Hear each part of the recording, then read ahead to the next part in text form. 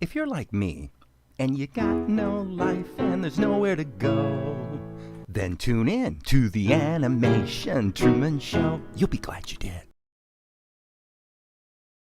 And good evening, friends. It is the Animation Truman Show, and we're going to start with all kinds of fun as we look at a 2-minute speed paint and see what I was doing today while watching both Ed Tadeo's and Darren T's live streams.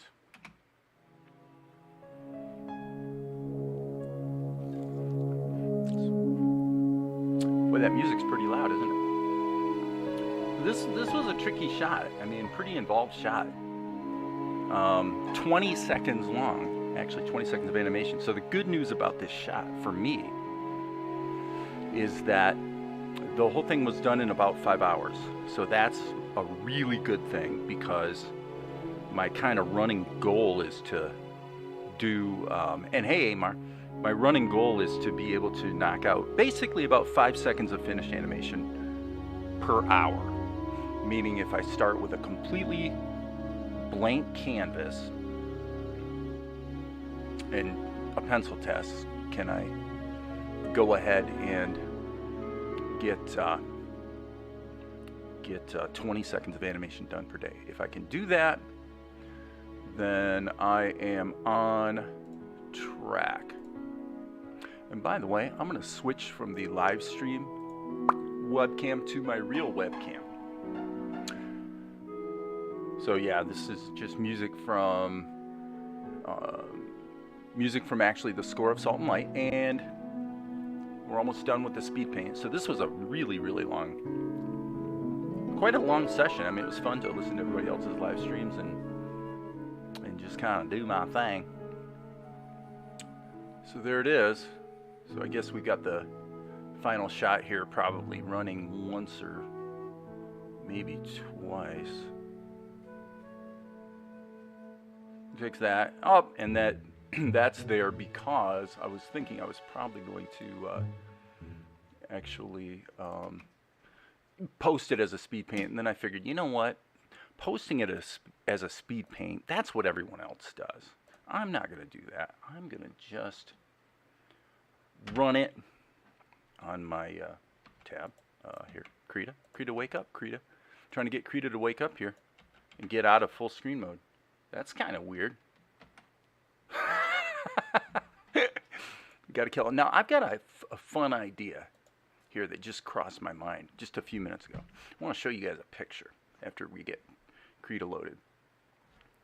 I think this would be hilarious. Now, the backdrop to this little idea, I'm not saying I'm going to do it, but it's a fun idea, is that I've been letting my hair grow.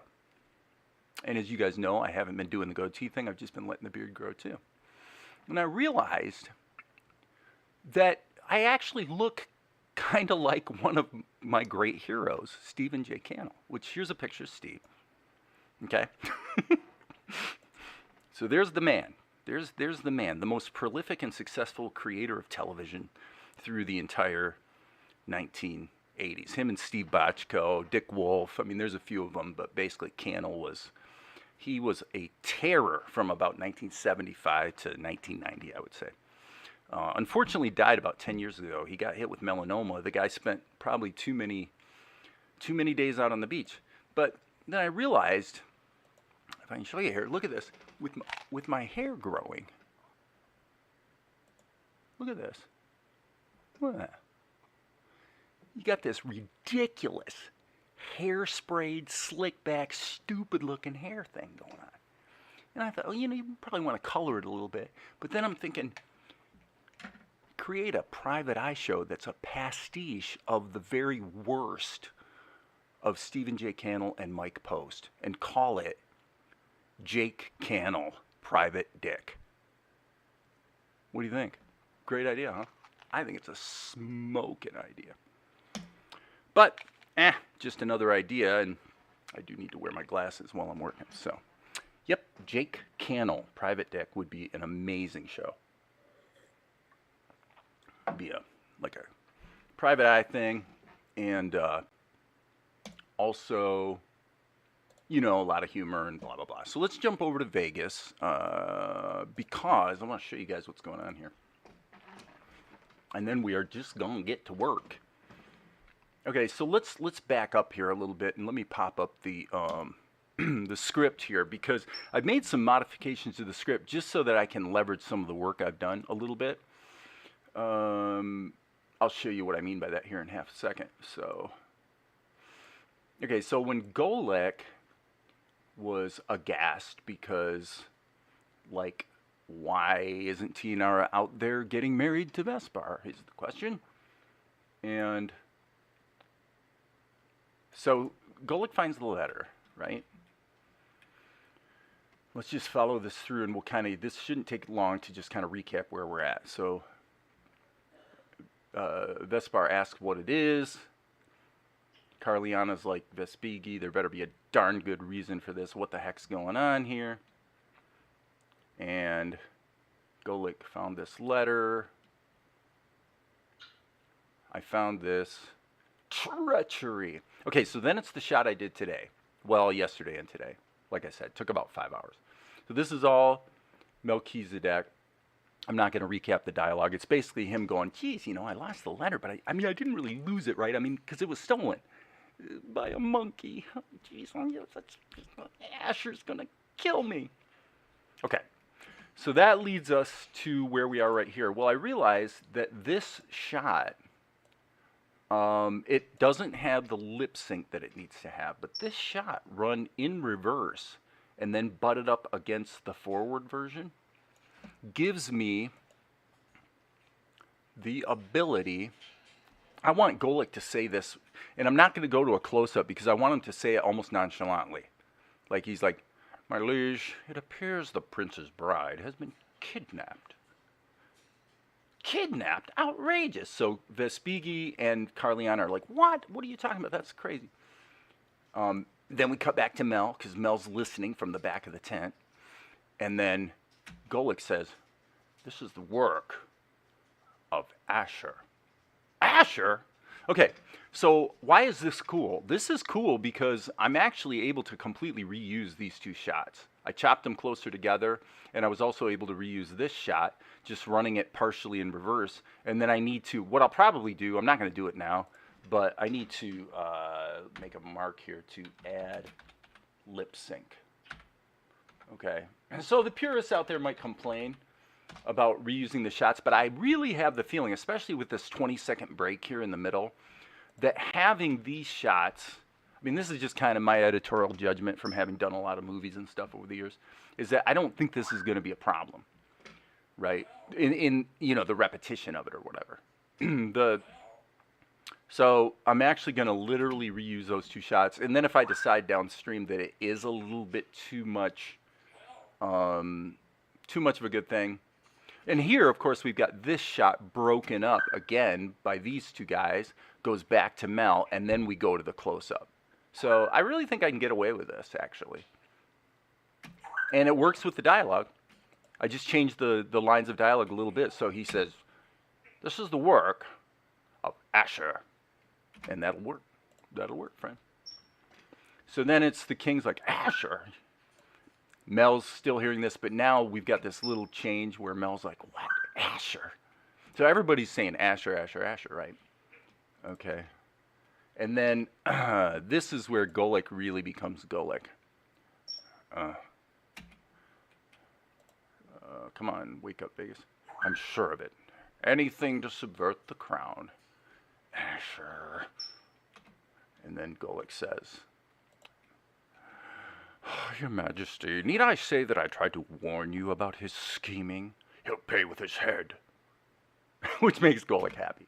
So that kind of gets us up to date. This is what we're working on here in episode 8. And I imagine probably tomorrow I will get back on track with the soundtrack for episode 7. Okay? So, I've got my Stephen J. Cannell hair. I've got my microphone. I got Krita up and running. The question then becomes, what are we going to do next? Well, before we find that out, I'll take a look and... Amar's been getting vulgar in the chat, saying hell? Hey, Nagut. Oh, hey, Ross. So, the gang's all here. What are we going to do? Well, I think I'm going to keep moving forward in the manner which I have been. So the shot that would seem to be screaming to be done. Again, I do need to add lip sync to this one, but I think that would be kind of boring for you guys. So I'm going to jump to 631. So 631 is Carliana and Vespigi, and that's what we're going to do. And I want to check one thing on the dialogue. Okay, so yes, this is the... So he says she's been kidnapped, and Vespigi, according to the script, says, "How is this possible?" And she says, "Outrageous." Okay, I think that should be reversed. So I'm actually editing the script right now as we speak, and I'm reversing those two lines. And so bear with me, friends, while I adjust my dialogue. So she's going to say outrageous first, and then Vespigi's going to be, "Golik, how is this possible?" So that right there that you see on the screen is pretty much what I'm going to work on. Okay? Fair enough. Let's do this. Let's cut this to the clipboard from the sorry, that was actually not supposed to happen. Escape. Escape. Come on, Vegas. Really? You're going to do that? Okay. So let's create a scene and then immediately cut in the storyboard. Okay, so I'm going to hit Alt-M, which for me brings up color to alpha because I just use it like all the time. And then we're going to go Control-M and pump up the volume. Pump up the volume. Now why? Oh, that's not supposed to be the RGBA. It's supposed to be just the alpha. There we go. So that's what we're working with. Okay, so there's basically two shots with these two. This is the first one. What? Outrageous. And then Golik, how is this possible? And then there's another shot where actually Golik says this is the work of Asher, and Vespigi's like, "Asher?" And then Carliana, I love this line. She says, "Who's Asher?" Because she really has no idea who Asher is. She doesn't remember. She's from the Northlands. She doesn't know Asher. Everybody in Newsy, I think that's right, the town of Newsy, where their area where they live, that of course everybody knows Asher. So this is shot number 631. So let's save it as, let's save it as a ping. We're going to save over the other storyboard image. Oops, need to put the minus in front of it. That is a holdover from Days of Yore. So it should ask me if I want to also save it as a Krita file. Why? Because there are two layers, and a ping can't have multiple layers, so Krita is thankfully smart enough to say, "Oh, you must want to also save that as a Krita file." Okay, so the lines of dialogue are outrageous, and how is this possible? So for reference purposes, since their costumes are actually not correct, okay, so I am scrolling on the other screen to this shot. Zuko, you are just, I don't know what you're doing over there, buddy, but you are making a crazy sound. So we're going to use this as reference and get to it. All right, so this will, I guess this is just going to be a guide, so we'll turn it down and we'll draw into the background. Okay, first thing I'm going to do actually is edit this picture. Looks like we might have a lot of animal sounds tonight because for whatever reason, Zuko has decided he's going to be doing what I'm sure you guys can hear it. It's like a true, true, true, true. He's making this chirpy sound. Okay, actually, I'm going to delete her out of it because that's really not an accurate rendering of Carliana anyway. So, let's go red pencil here, black pencil here, X key to toggle between them, and now we get rocking. So, Zuko, what's going on with you tonight? You're not usually this this chattery at this time of night. And by the way, you're usually not very chattery when I'm live streaming. To which he says, chirp. That's funny. Hey, Sifter. He might want some attention, although, I don't know. We've got this UV light for him that's kind of dialed in for birds. It could be that, that's good for him, and maybe he's got a little more energy than usual or something. So, anyway, the first thing let's do is get Carliana just blocked in. Okay? So she's just standing there. It's pretty much a straight-on shot, and maybe we'll even play around with using the mirroring function of Krita. So that means take this, go like that, and then just for fun, not for any reason, it's not particularly any reason why it has to be a straight-on shot. But there is a fairly large dog that just walked through our garden and took a leak. Now, this is interesting. I will tell you guys this. This is interesting because I mentioned the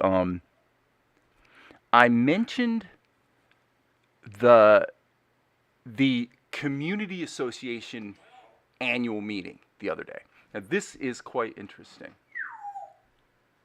because I could be wrong, but it appears to me, I told you there was one person at the meeting who was kind of a conspiracy theorist who was asking a lot of questions and trying to cast aspersions on some of the financials, basically, the long and the short of it. Which is fine. I mean, it's good to, you want to be transparent. But I do find it interesting that as I'm looking at this dog, like this is something that never happens. Like a dog just wanders into your garden, not on a leash, and then takes a leak. That never happens. And I look out, and it appears that that dog may be the dog of that person. Is that a coincidence? I don't know. Why is the person who's the complainer, conspiracy theorist, also the person who can't keep her freaking dog on a leash? Well, it could be that that's not her dog. I don't know. I don't know what the situation is, but anyway. Okay, so Carliana has this going on. She's got her hoodie thing, and then she's got a fairly long face and a fairly squared off jaw. Bony cheekbones, and her hair kind of goes like this, and then of course she's got the bindu. I'm not sure why they do the bindu thing, but they do.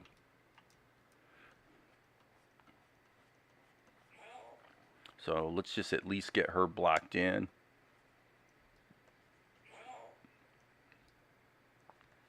So we've got something to work with. All right, and she's, I don't want to make too explicit wrinkles. She's got kind of a turned up nose. And she's probably 50, or so. So she's not exactly old, but she's not exactly young. Okay, so control insert, and then just without even thinking about the timing, I'm just going to erase this.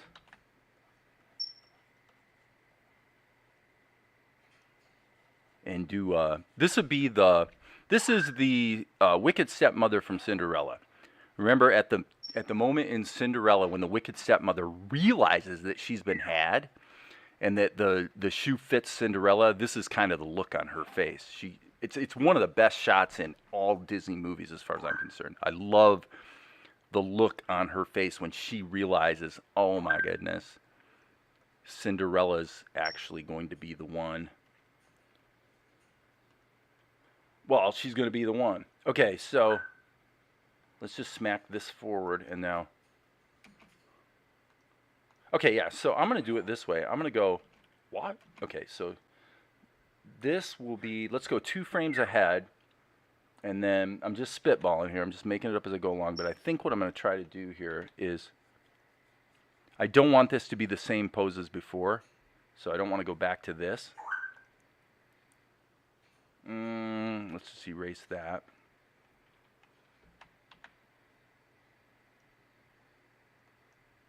And I suppose we probably would get rid of that. I'm inadvertently hitting the W key instead of the E key. Okay. So ignore her mouth. And we have a definite problem over here. This has to be 8 frames per second. And I'm just going to take a wild guess and say 48 frames is probably about right for this shot. So, is there anything interesting going on? Hey, Darren, good to see you. So there's no reason African Grey can't have a part in Salt and Light. Well, that's true. I mean, Zuko is, you know, he's certainly a talented parrot, although he used to be, when people think of a talented parrot, of course, they think about speech, and he really used to be more verbose than he is now. Okay, so let's just think about this for half a second. This really should be, again, I'm just spitballing here.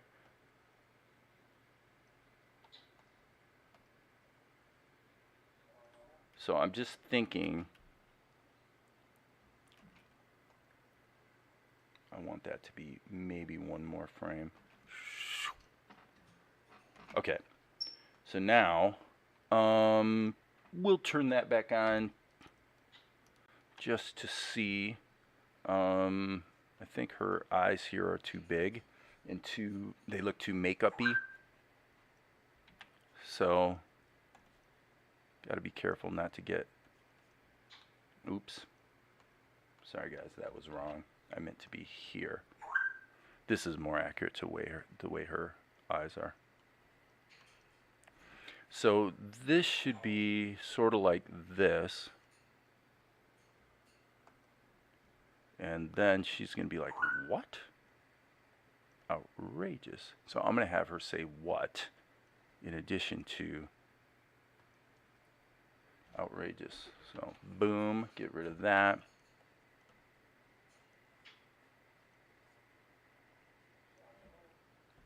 Boom, boom. Yeah, this definitely needs to be. So I'm going to just literally grab this whole thing like that. And then not going to do the lip sync. We know she's going to say outrageous. It's all good. What? Outrageous. Okay. Now it could be, one could argue, since I'm just kind of flowing here with the pencil test, one could argue that when she says outrageous, maybe she's going to lean into it a little bit. So, what? Outrageous. So right around frame 20, I'm kind of feeling maybe a couple frames here of that. And then we'll kind of compensate with her chin so it's not too...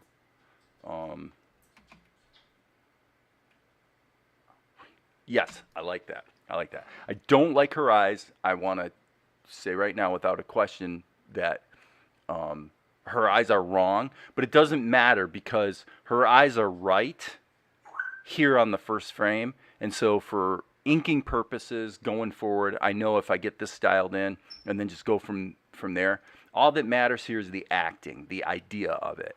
And basically we're structurally looking pretty good. Now I'm going to turn the I want to introduce some asymmetry, obviously, to just make this so it's not ridiculously symmetrical.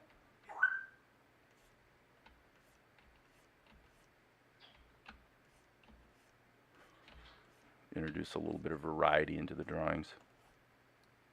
So yeah, her eyes are so wrong. I tell you, let's do it this way. Let's just have this. Let's just erase them here and paste them in from the first frame, just so we're not like being annoyed by the fact that her eyes are obviously badly wrong. Control C. And then V. And then here what we could do is give it a little bit of a stretch. Like that. And then probably,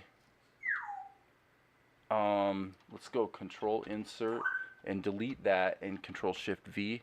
Let's see if that feels, what? Okay, I mean it's a little choppy, but we're just blocking it in, right? We're just getting the feeling of it. This is all too fast, pretty common. Usually with animation, I almost always find myself making everything happen too fast at first, and you wind up having to stretch things out. What? Okay. Yes, this should be... Okay, let me check something here. I'm going to actually steal this.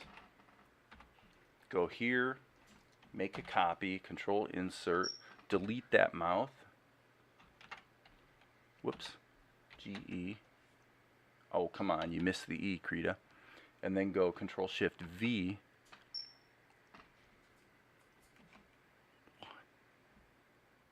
Okay. So I'm going to have to redo her eyes in this sort of stretched out way that doesn't look completely stupid. So I just ask you guys for, you know, do me a solid here and cut me some slack for the fact that I'm just trying to sort of feel it out at this point and find it, you know.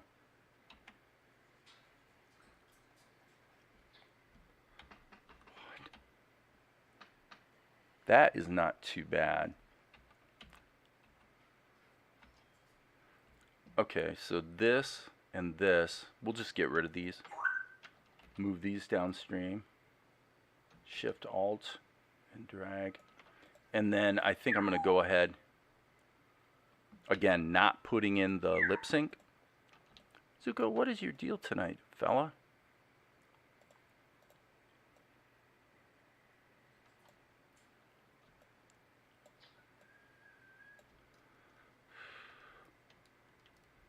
Okay, so in other words, her lips aren't moving.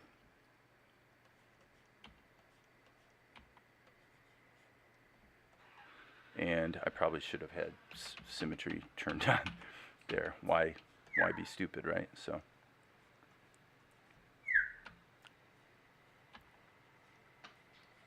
there we go. That will work for our purpose. What?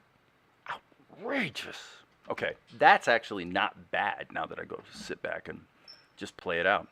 Okay, so since that's Carliana's pencil test, I will go ahead and put Vespigi on a separate layer. Methinks, and what I'm going to do here is, well, let's call this.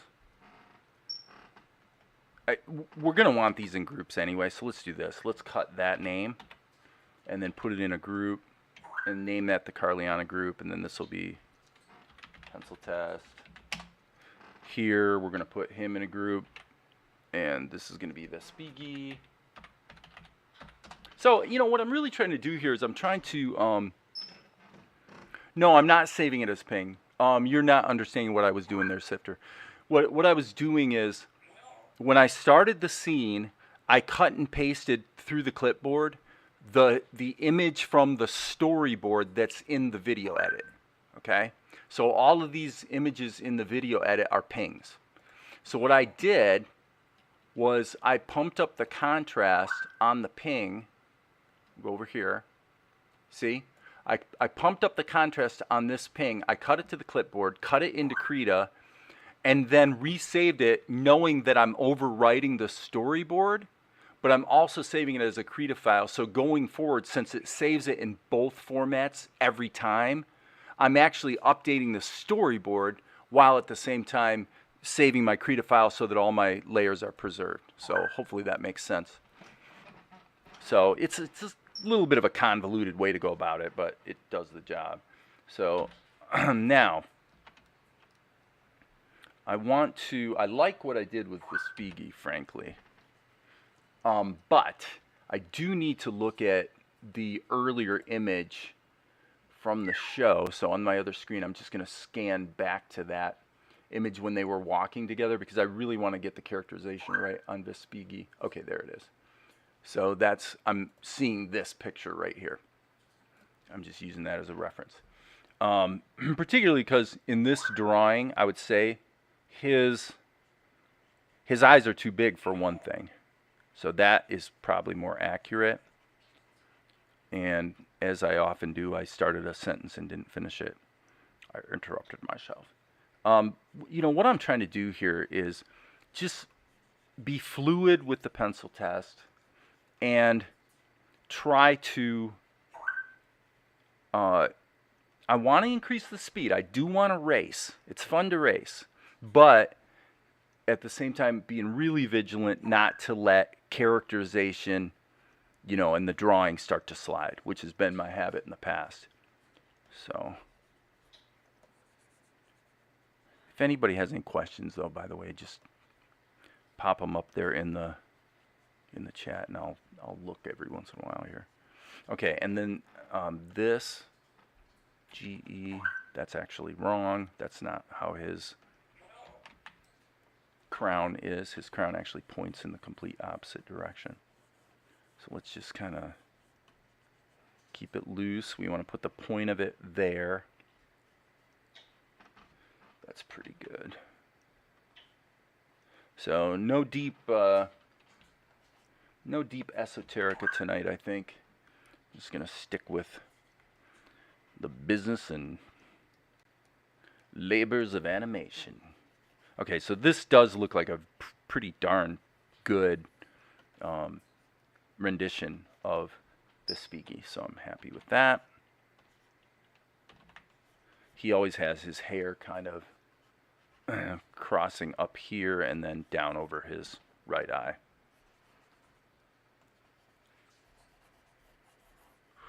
Okay.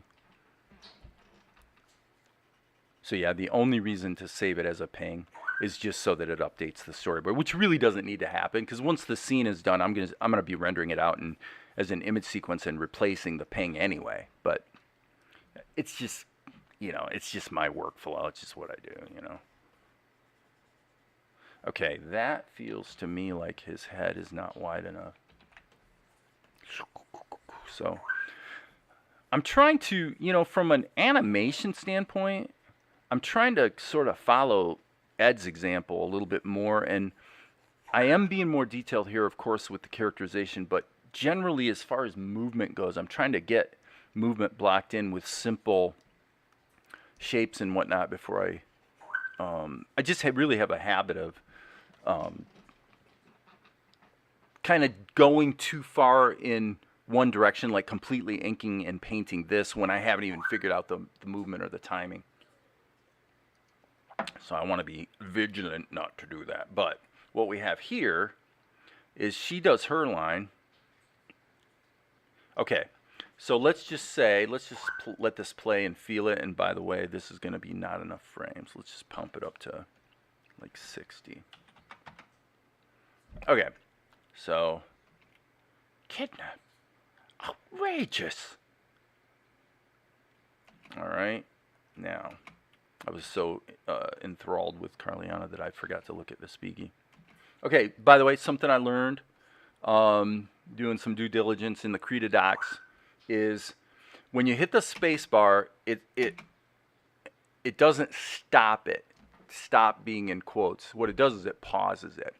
So what I have is play and then shift spacebar is what is stop. Now, if you're, and actually, to be fair to Krita, I actually think this is a kind of a good workflow. I mean, I've been critical of the navigation here and the buttons and everything, but it's really not too bad. So the idea is that if this was my starting frame, let's just say that we look at Carliana's business and we say, okay, we want to start here because we're done with Carliana, right? Okay, so if you hit play, but then spacebar, it pauses wherever it is. If I hit spacebar again, it just continues, okay? If I hit shift spacebar, it rewinds, but it rewinds to wherever you started playback. If you hit shift spacebar again, then it goes back to the beginning. Now, I can live with that. That's actually not too bad. So I probably should officially retract some of my vociferous criticism, because I really actually think that's not too bad. Now, I had to set up the hotkeys for stop myself, but not the end of the world. Okay, so for the Spiegel, let's hit Control Insert, and now let's just pause for a second. Let's take a chill pill and look at what his dialogue is. What he actually says is, Golik, how is this possible? Okay, so let's start here. Okay, so I'm just feeling it. I'm gonna say, all right, let's liquefy this. This is all just acting. So I'm probably a 2-frame tween. And then, of course, he's going to furrow his brows maybe a little bit more. So we'll ignore the fact that that's distorting his crown. That doesn't matter for our purposes of just getting this dialed in. Oh, stupid sticky keys. I do not want sticky keys. Okay, and I'm going to let the eyes sort of go into the squint mode a little bit. Okay.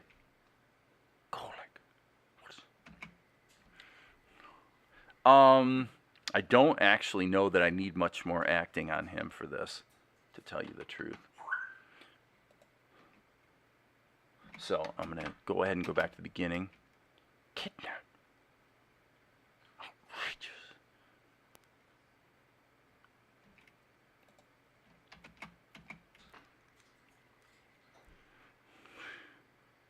Like, what's the meaning of this? Yeah, I mean, what are you going to do?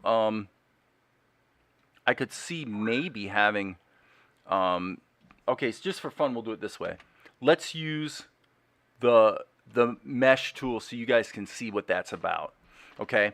The mesh tool gives you the ability to actually have a little bit of an anchored rotation. It's usually not the right choice, especially on ink, because it actually blurs out the ink lines worse than Liquify does. But as a, just in principle, the reason it's cool is because, well, actually, let me rewind here a little bit. The thing that makes mesh interesting is the same reason it's interesting in Blender, is that you can actually subdivide this. Okay, and then stupid Krita didn't remember that I subdivided it until. Okay, so that's an exaggeration. Okay, that's not what we want to do. But what we can do, in this case, I think probably, why does that say 1 row? That looks like, oh, I see. That's the Bezier handle. Okay, fine. So I'm going to give it 3 so that there's a break somewhere in this range. Actually, that's not even going to work. So what I wish, I'm going to turn this down to, oh, I'm sorry, turn that down to 1. Okay, what I wish Krita would do here is let us lasso the nodes at least, but I don't think you can. So what you can do is you can select the node, and then, is it Control? I think it's Control. Nope, it must be Shift. Okay, so now this is where the mesh deformation does get a little interesting, because you can hit Shift and select all of these, and, okay, unless they, now why did it just deselect? Krita, come on. Be nice and actually behave like all other software on the freaking planet. Okay, maybe it is Control. So I'm going to hit Control. And I'm going to grab these nodes. And the reason it's interesting is that to a degree, as you can see here, it actually does give you the ability to bend on an axis. Not very controllable by any means. Right? So, your mileage may vary, but, and then you can move that as well. So play around with it. The mesh deformation is not like the worst tool I've ever seen. It's not quite maybe as useful as you might have hoped, but not bad. Not any good for ink though, because when I tested it, what happened was, if you have a black line and you rotate it, you wind up with this. Stair-stepping on it, worse than what you get with Liquify. So for me, it's really not an acceptable solution for you know, deformate. It's good for deformation where you're just figuring out how things are supposed to move, maybe. And then generally, it actually would be easier to just go like this. Just say, okay, I'm just going to make a selection. Leave the hair out. And then figure I'm gonna just move things around. And then just, you know, sort of patch the holes that you created. Oops, that's not supposed to be black. That's supposed to be red. Right? So, anyway, there's that. Now I have no idea what the speakeasy acting looks like, but got an itchy nose. What is the meaning of this? Okay, that's too inquisitive. Like he's curious. That looks stupid. That might be okay. Let me see here. Outrageous. Click. What's the meaning of this? Okay. It's okay. It's not great, but it's not horrible, so we'll kind of run with it here at the moment. Okay, I'm going to take half a second, because I actually had these screens covered up. Looks like nothing's going on in the chat, so fine. Fine. Okay, so at 72 frames, this is 8 times 8 is 64, so 8 times 9, so this is about 9 seconds.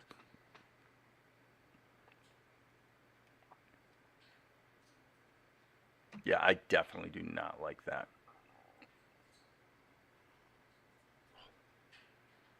This would actually be better if he just actually went back in reverse, frankly.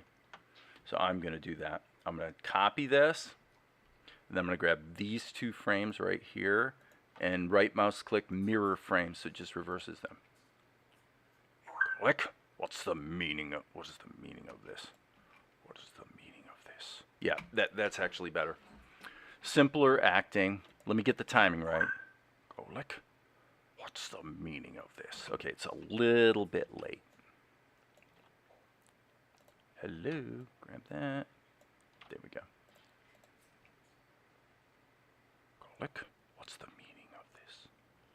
Fine. That's just a duplicate. So really we just needed that frame back in there. So that could even be a clone if I wanted to. So, have you heard of DAL-E?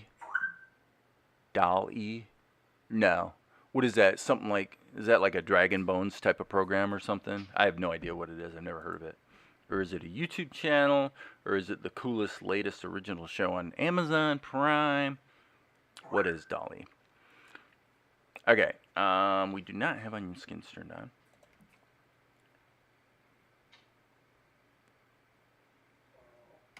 Okay. Let's go here. And I really want to work with her for a minute.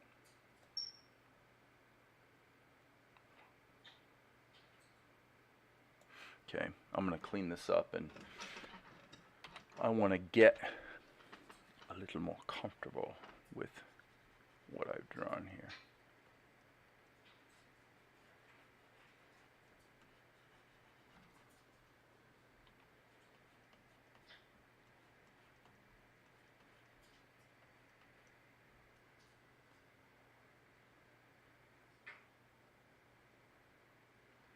Yeah, and this is not extreme enough. Darn it, I keep hitting the wrong key there. Yeah, that's not Krita's fault.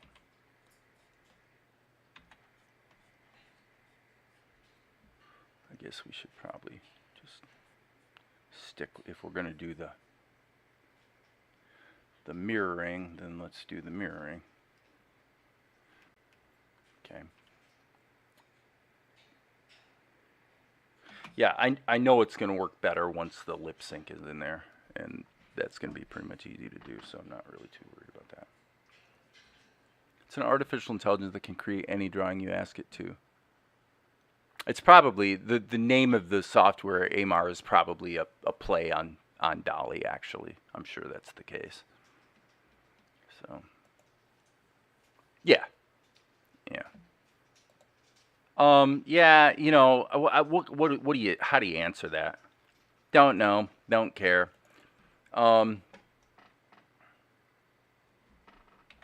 if it's like the digital voices, okay, Max.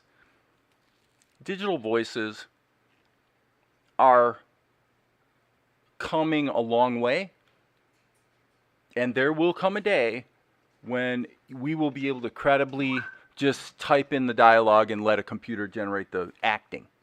We're not that far from that, but we're definitely not there yet.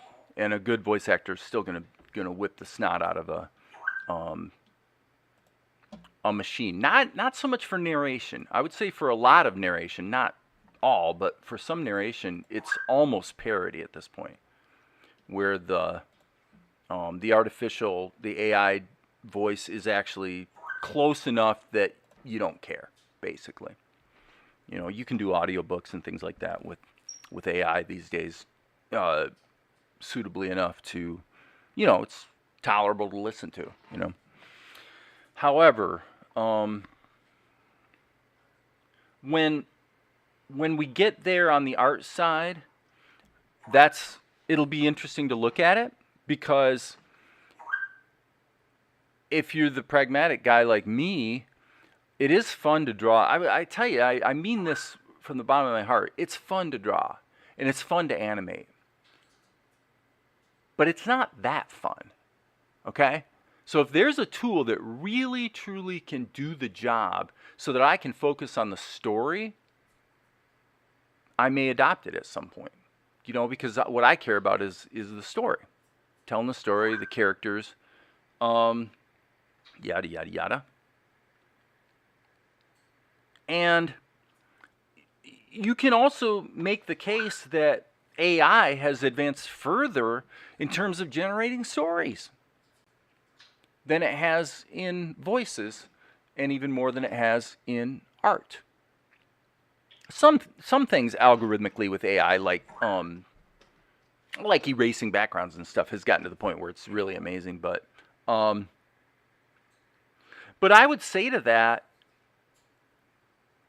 I mean, I think the implicit question is that something that we as creators are worried about? And basically, I would say no, because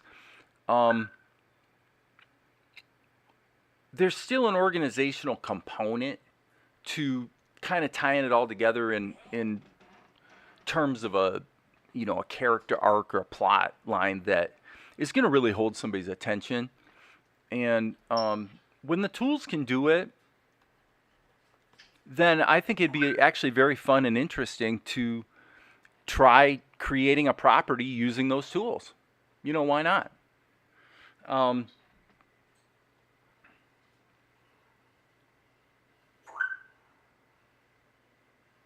So, I mean, my snarky side, of course, whenever somebody brings up a new software tool, my snarky side says, oh, that's really cool. That's great. That's awesome. Now show me what you've done with it. You know, that's my snarky answer. And usually the answer is nothing, because the reality is that to use let's think about TerraGen. Max, are you familiar with TerraGen or any other, highly advanced terrain generating software? You know,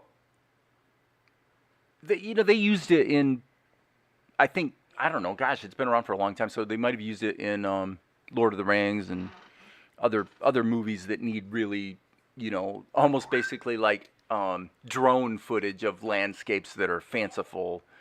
Okay, well, anyway, but that's what it does. It's a really good terrain generating program. But the thing about it is, you really have to work with TerraGen for quite a long time to generate something that when it renders is really going to be good and convincing. I mean, so it's like with Pixar, with Renderman. Renderman's a solid rendering engine, but it's a programming language, and so it's like anything else. You still have to learn it. You still have to learn how to use it. And so these high-level tools, it's like different add-ons for Blender. They're great. It's like Amar says, if it saves you time, yeah, pop something on the Discord. What I find is usually it's kind of like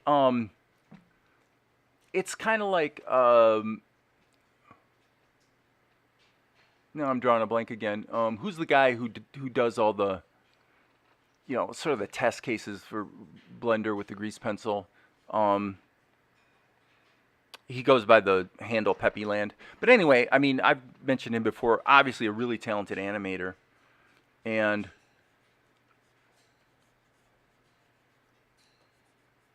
okay. When you see the examples of what can be done with the tool, usually you're dealing with a situation where a very, very, very tiny number of people actually have sufficient mastery of the tool to do what's in the demo. And like I said, it's pretty much a full-time job just to learn the tool. So it depends on the tool, of course. But I think we do have to always, be willing to consider these tools that potentially will make us obsolete. Because then your job just becomes a different job. It becomes less of maybe a drawing job and maybe more of an editing job or a pacing, storytelling. So anyway, I feel pretty good about what we have here. Can we jump to ink and paint? Okay, I think with Carliana, I'm not happy with her pencil test. I kind of got a little too, I was thinking about that Cinderella wicked stepmother thing. And I sort of lost the appropriate acting for this particular shot, so.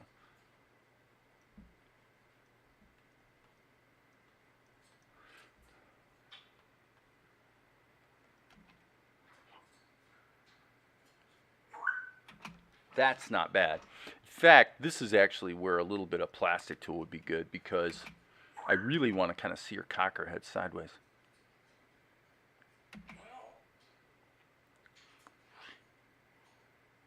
Let's play with it.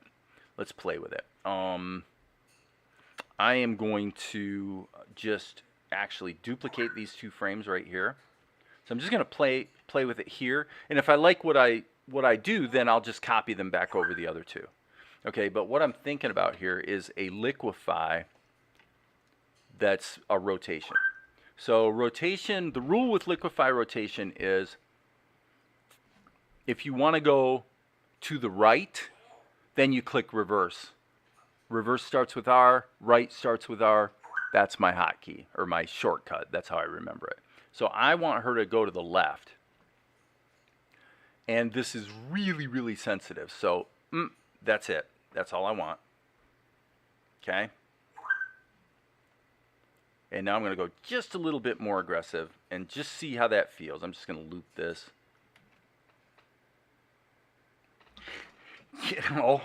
I mean, it's kind of almost 6 of one, half nose of the other, but and there is, of course, the caveat that now with this, you're probably going to want to say, do a regular liquefy to make sure it's not getting like kind of twisted around.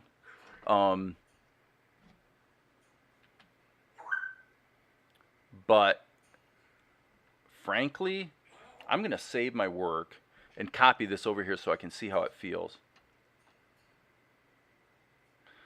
Because the word is outrageous. Outrageous. And so I actually think, even though I like the way the rotation worked in terms of attitude or whatever, I don't think it's as strong. So I'm going to smack it in there, and I'll bet you I'm going to not like it. But we'll try it. What? Outrageous. Actually, I think I will keep that. Okay, so let's turn this off so that I can get a little bit of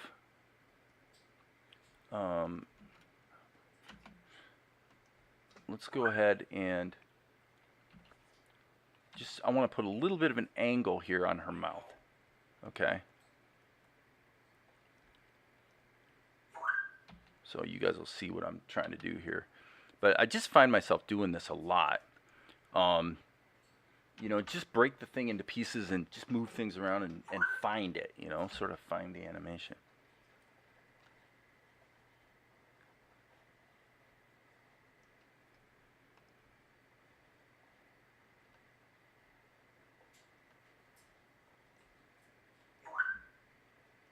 Okay, boom. So she's got to open her mouth. And does she say...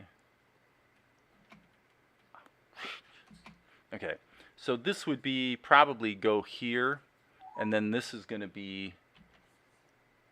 You know, we're just kind of finding it. But let's go A key. And let's actually liquefy that just a little bit. Like that. And then put the teeth in there. And this is actually a really good example of, let me save my work because I want to show you guys. I don't know if everybody necessarily saw this the other day, but for a shot like this, when she says outrageous, right there. And this, by the way, before I finish what I was about to say, I want to fix this a little bit. I want this to be a more open mouth, wider kind of thing.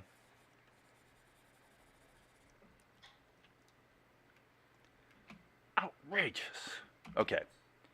This should be thrust forward 1 frame. Outrageous. And this should even be thrust forward 1 frame. So that it's outrageous. There we go. Okay, so what I was going to say is, on your ink lines, for those who didn't see this the other day, I want to show this. This is very, very useful. Is if these were clean ink lines, go into Gmic and do random at a level of whatever you pick. But I was finding what looked the best to me was probably about 0.5. And there's other Gmic plugins that will do a similar effect, but I really liked the fact that it gave me the ability to do this. I mean, it's a classic anime effect, and if you guys have wondered how you can do it in Krita without having to just, you know, redo the ink, you know, this is the same kind of thing you get with the Blender noise tool, the noise modifier on your grease pencil lines. So very, very useful. And frankly, I'll bet you if this was running at 12 frames per second, yeah, I mean, look at that. That looks cool. I mean, that's great. So just be aware that that's a tool you can smack into your toolkit.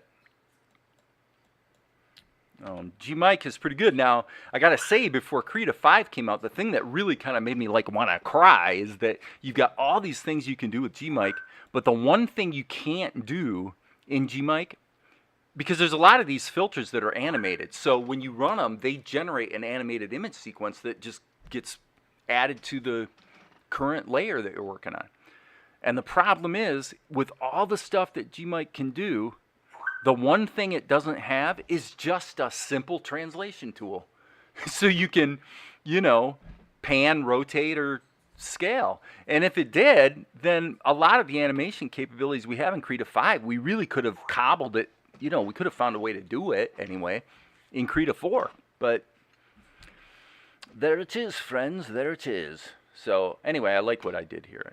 What? Outrageous. Nice. And then, sorry guys, I better save my work. Krita's acting a little freezy. And yes, I do want it to save it as a Krita file. And if I really wanted to play it safe here, I would reload 631.ping.cra. Right? And then close the ping. So this is the actual Krita file.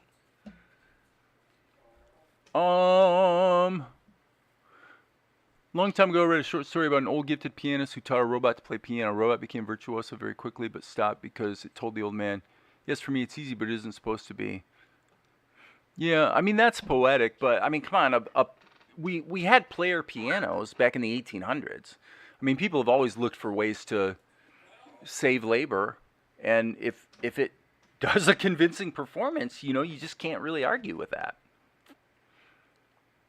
That's why I think that when people create content that's got a little more value added, kind of like, you know, like what Darren's doing on his channel, educationally, I think is really, really good, because he's adding something more to the story in terms of learning how to use OpenTunes or Tahoma.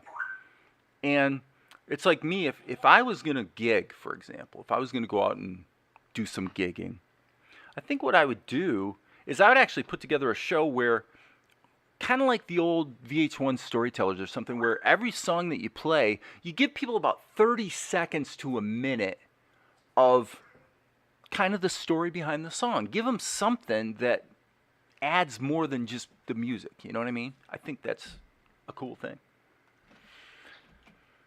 Gives it a human element too. Gives it a little bit of charm or humor or whatever. Okay, guys, we're ready for ink. We're ready to rock here. So let's do Vespigi first. Let's give him a layer.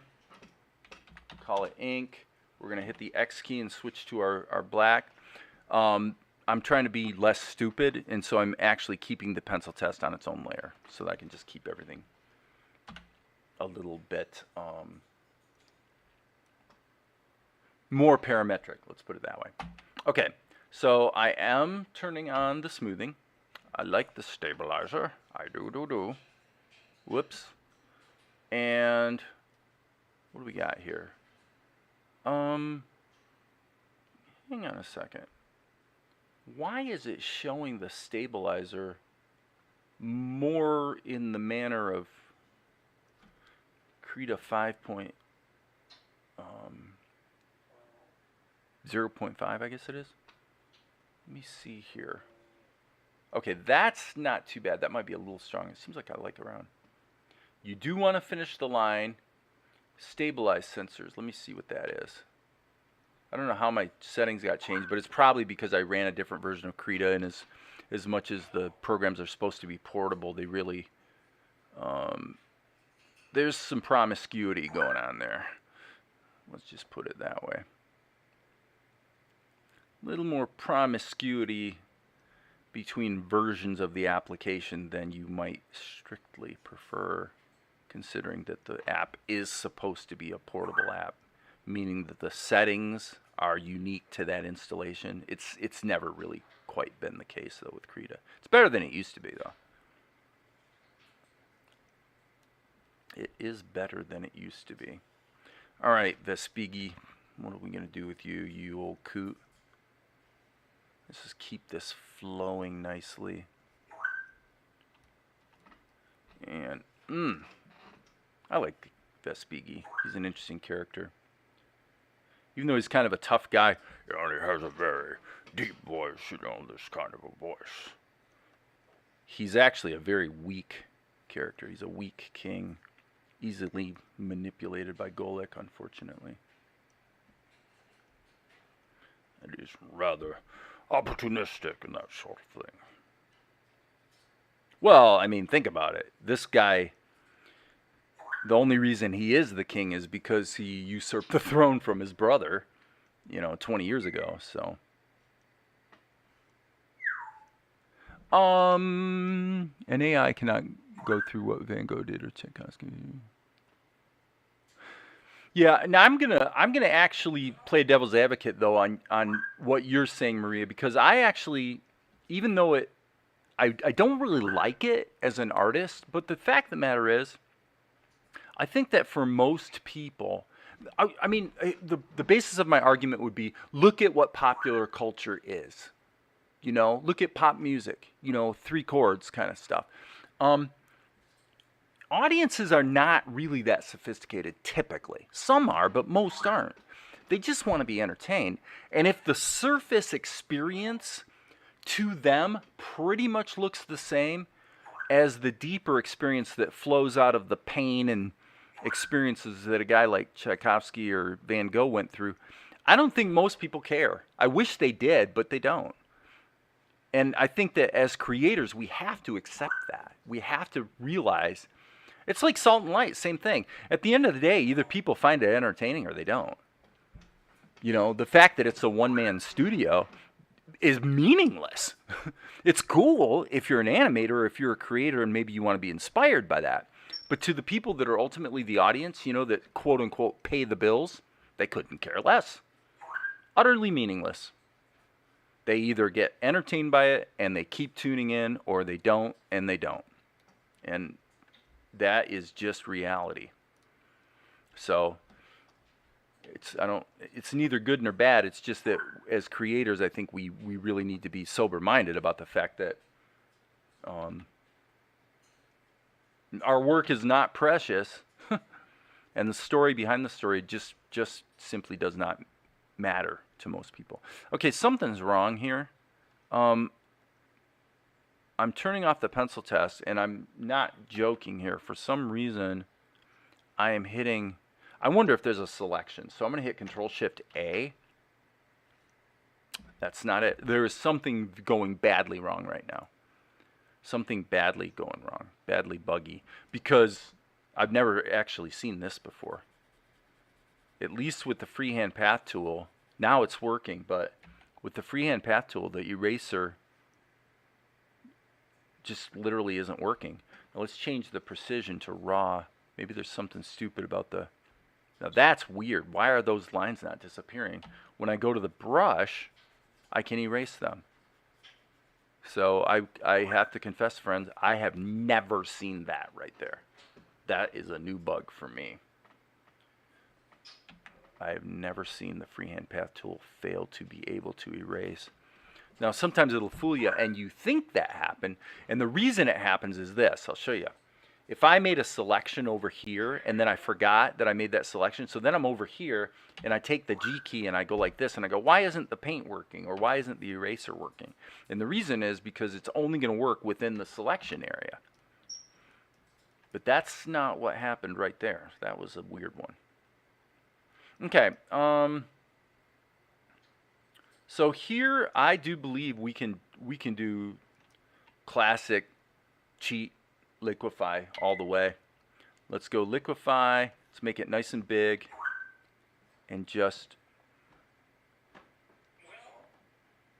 yeah, this is really I have to say, behaving a little bit erratically here. Like see how that I'm raising the stylus up, but the drawing went down, and I'm having to drag it way further than normal. Something is a bit strange here. Well, that's all right. We'll shrink this down, and now we'll just... I am inclined... I'm going to save my work and quit. I'm going to restart Krita, I mean, because it is not behaving right, and I'm seeing things that are really unique.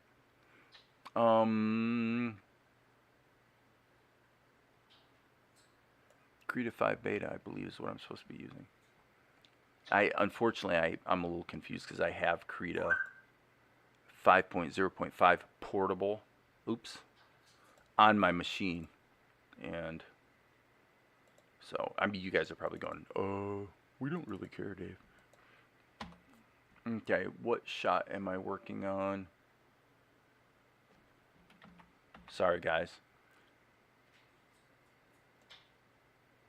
This is 631. Okay, let me redo this. And why did it go back to that path? Boom, 631. Ping.cra. There it is. Yeah, that's a little annoying. I definitely have not seen that one before. Here, okay, I mean, there's a little bit of weirdness because apparently I baked a little bit of I was on the wrong layer and put a little bit of Carliana's costume into Vespar's layer. But anyway, liquefy. Now it's behaving normally again. So yeah, that was just a, memory thing, or who knows. But yeah, that's totally not right.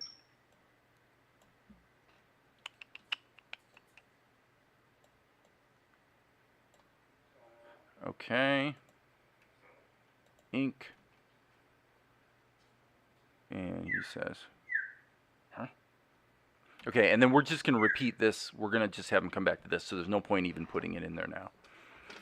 All right, let's go back to Carliana. Ink. So if we look at the statistically, the shot I'm working on right now should take 3 hours. Just so you guys know. I'm at an hour and a half right now. Well, I'm at an hour and a half since I started live streaming, so maybe I can fudge myself half an hour, but basically, based on my objectives, this entire shot should be 3 hours start to finish. Why? Well, because it's 10 seconds. So it's actually 9, if you want to be fair, but so I'm challenging myself to stick to a certain pace. Now, if the goal is 20 seconds a day, then obviously I can always just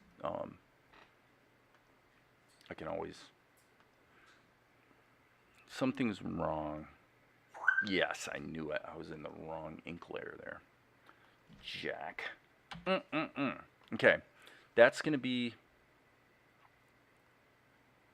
So yeah, that's going to be probably liquefied, actually.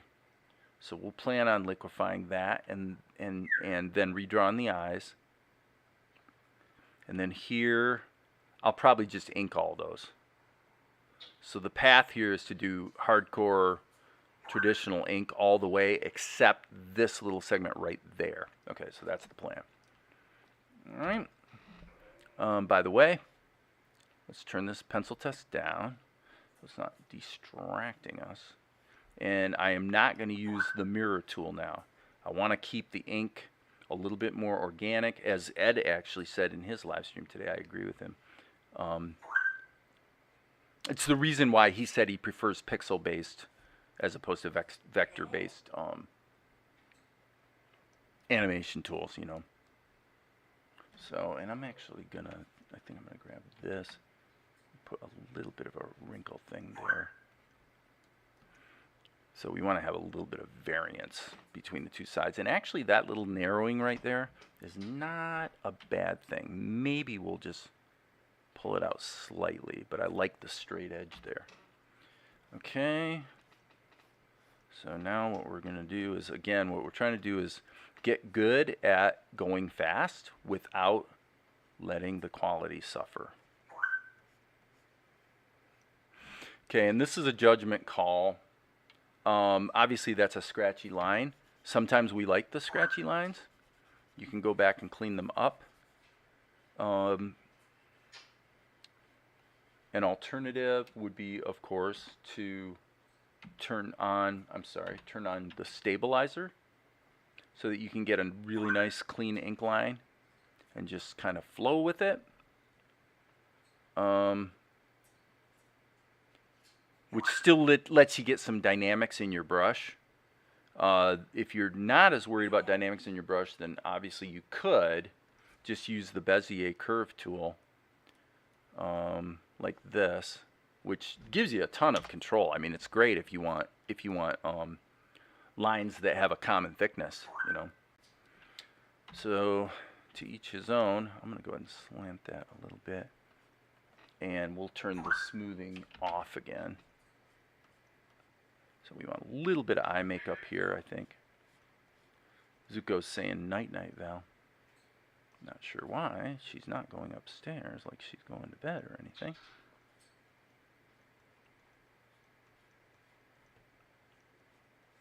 Okay, I'm going to hit the 5 key and flip it. Just to make sure. Not bad. Carliana's actually looking a little bit hot right there in that picture. Good for her.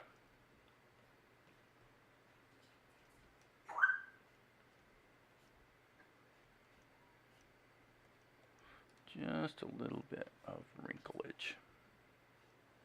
So yeah, by just inking this all conventionally instead of using the mirror tool, it just keeps it from getting too, I don't know, let's say sterile maybe. Hey Max, Max Power, Blifton.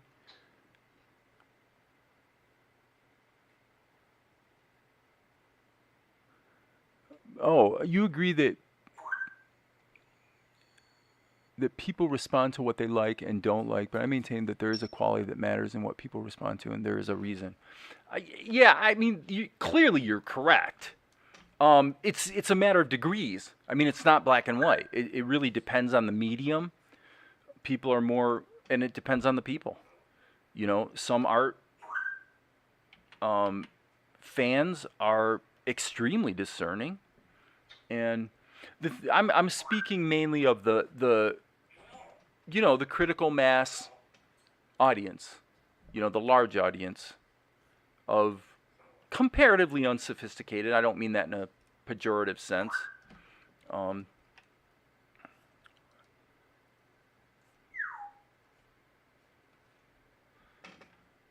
But you know, clearly a lot of people would agree with you, and yeah, you know, I'm not a fan of Van Gogh anyway. You know, I don't have personally much use for his art. And for me, I probably would say I would have to look at it somewhat poetically. I would actually have to look at the story behind the story to appreciate it. You know? So I'm sure maybe I'm in the minority on that particular point.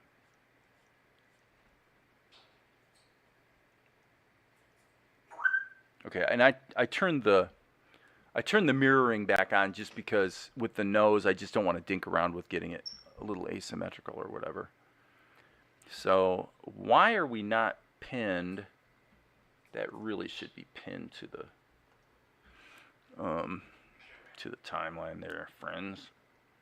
Okay, so here what I said was that we were going to do, let's actually put this in here. That's in the pencil test layer. Sorry about that. And, okay. Looks like I kind of, I'm still in mirror mode, dummy. You silly, silly goose. Okay, there's that. And a little bit of wrinkles here. Okay, so now we can go here, and we're going to liquefy this. Okay, so I said, what did I say? We're going to use 2 iterations of liquefy. There. Well, I mean, actually just one, because the change is only in the animation of the eyes. So, perfectly agree with you there. I don't really like Michelangelo and actively... So I do like Michelangelo's, especially in his sculpture. There's something a little, well, you know, ironically, if you look at comic book art and you look at what John Buscema was doing when, because in the 60s, well, the late 50s, he left Marvel, and then he came back to them in the 60s once Jack Kirby and Stan Lee started, you know, selling a lot of comic books. And when Buscema came back to Marvel, before he kind of found his own style that you see in the Conan stuff, his style was more like Michelangelo.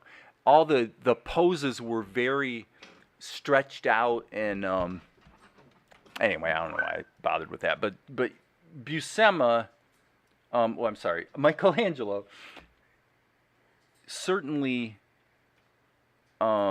his sculpture is pretty amazing, you know, I would say, in terms of his work of, you know, his use of anatomy and his mastery of it, and how he could dig something out of a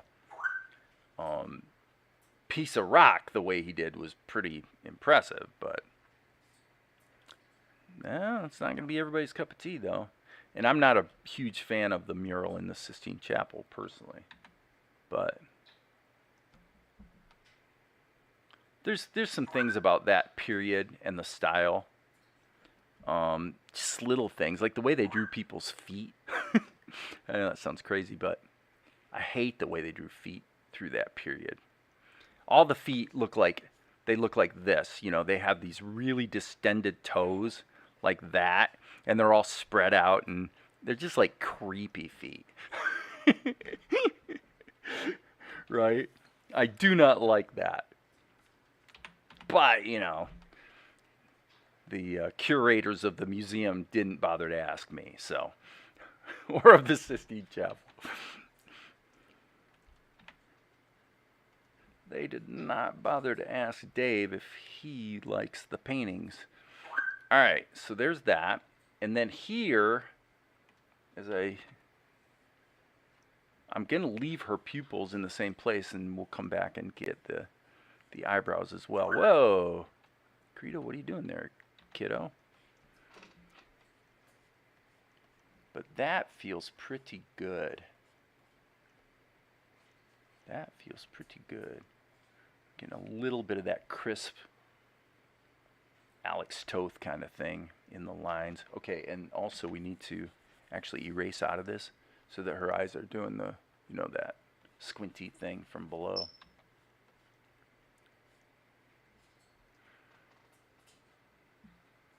Okay, leave it at that and see what we got. Okay, now here, obviously,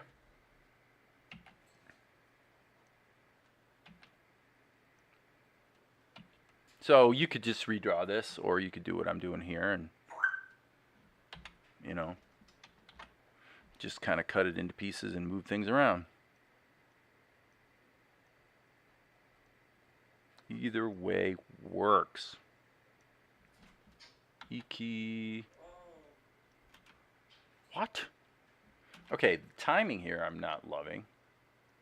Did I switch that back to 12? No, it still ain't.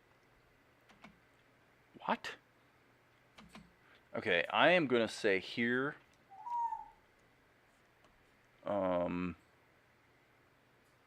Well, I guess we will use the eraser. I want to push this a little bit. I want to push that.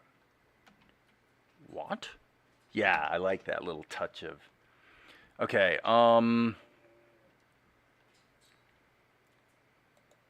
okay, I believe, let's isolate the pencil test so I can look at it and just, whoops, hit the wrong key.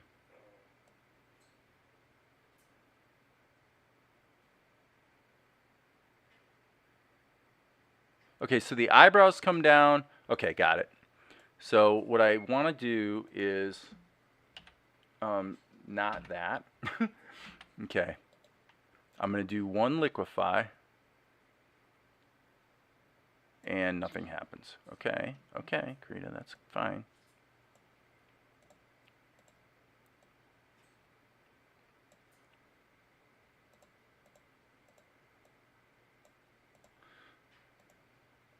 And if this works, it works. Alright. That was the wrong tool.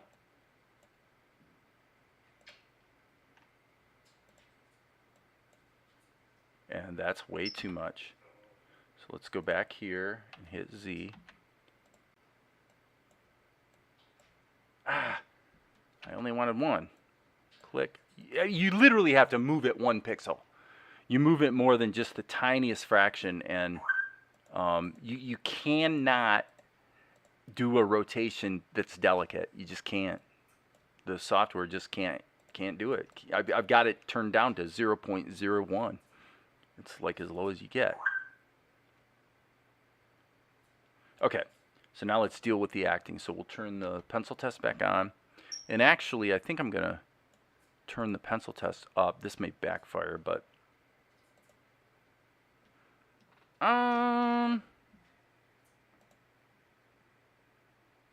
that's definitely not going to work. So we'll go back to this. We'll just use this as a guide. So let's go here and start just getting rid of, got to be in the right layer, getting rid of the stuff that definitely is wrong. That's wrong. Obviously there's a little difference here in the way the deformation occurred, but I don't mind if there's a little difference, as long as it still works.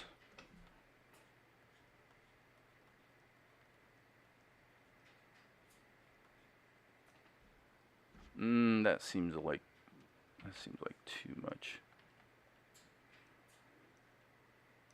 That feels pretty good. And I guess,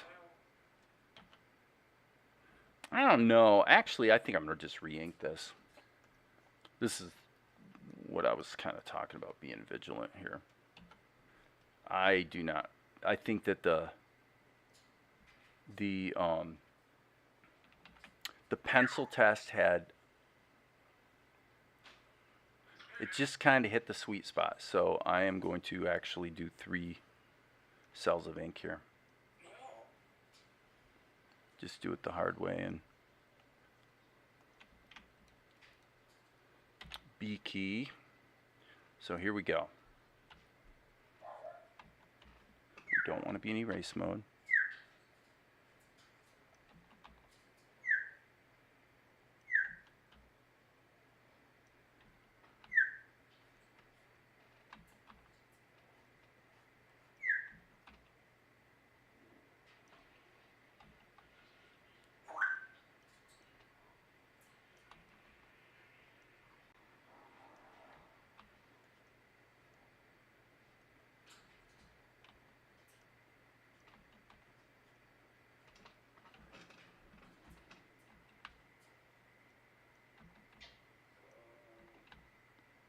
This is a 1-frame tween, keep in mind. Cretus seems to like liquefy with the mouse better than it does with the stylus. It depends. I kind of thought that for a while, but I don't know. It doesn't really actually seem to make too much difference for me most of the time.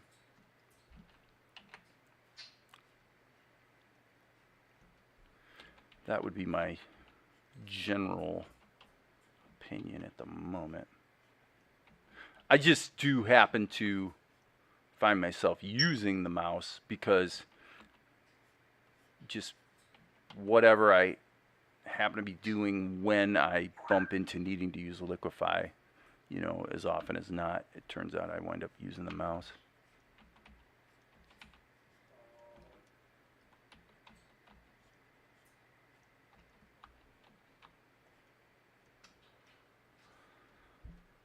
Z.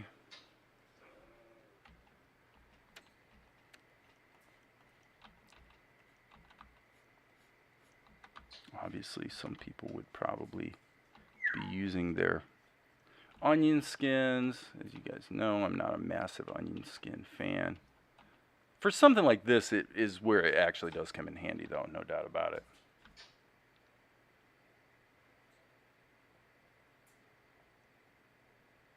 So you can see where you've been.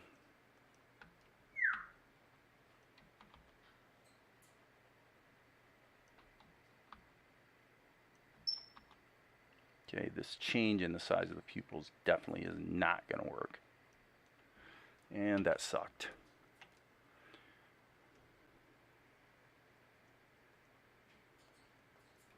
Erase.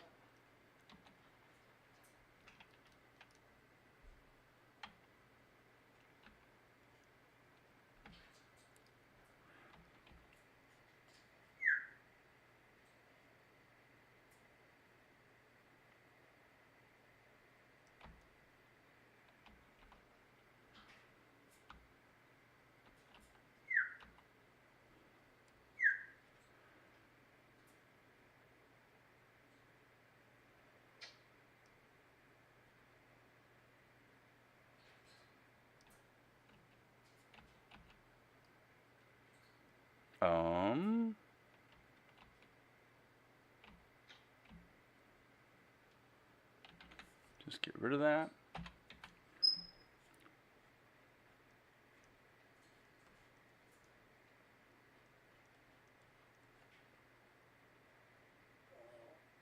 Okay, that's not too bad.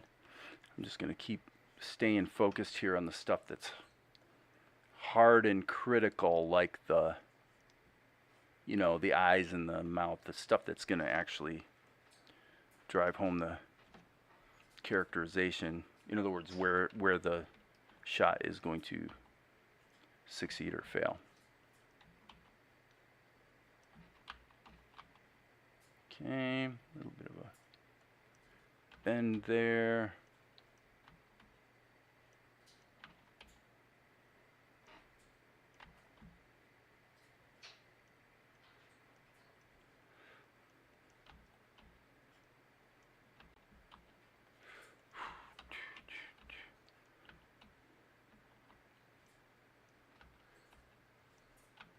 Well, my Uncle Lloyd passed away today, I'm sorry to say. So, a moment of silence for Uncle Lloyd.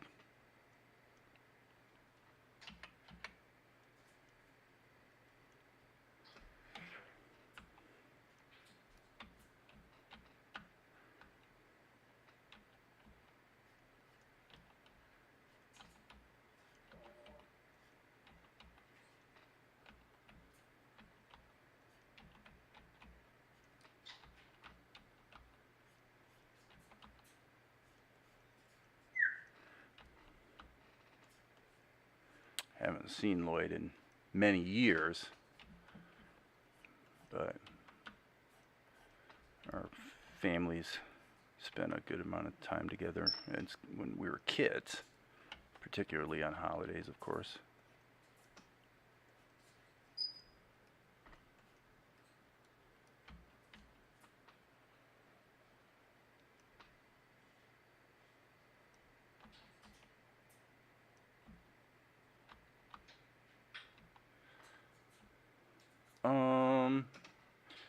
Looks like I have an erroneous keyframe in here. Yeah. B key. Boom, boom. Well, Luka's gonna start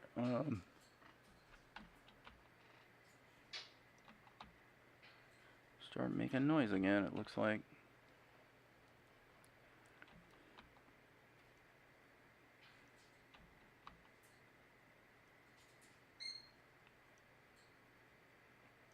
I don't actually know if her pupils are supposed to be positioned that way.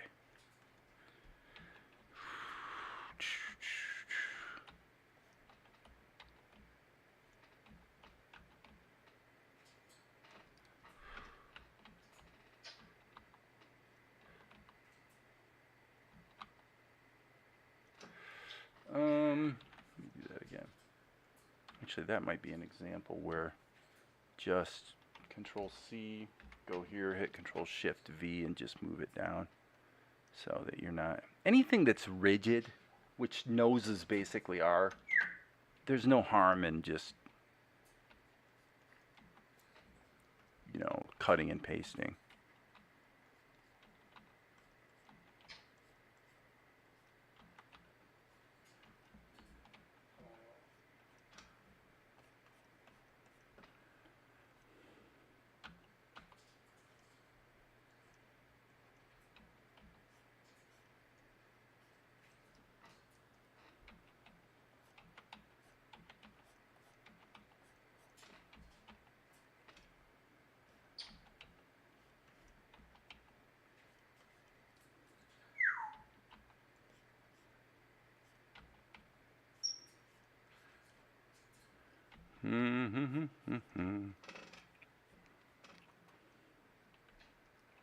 N key.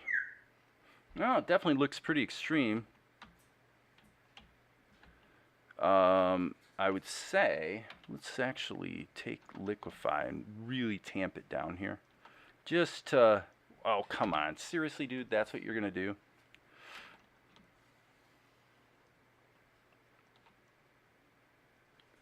It's going to soften the lines a little bit, and let me just try to get that a little bit under control, and if it softens the line a little bit, that's okay. When I say get it under control, I really mean just get it a little more symmetrical, actually.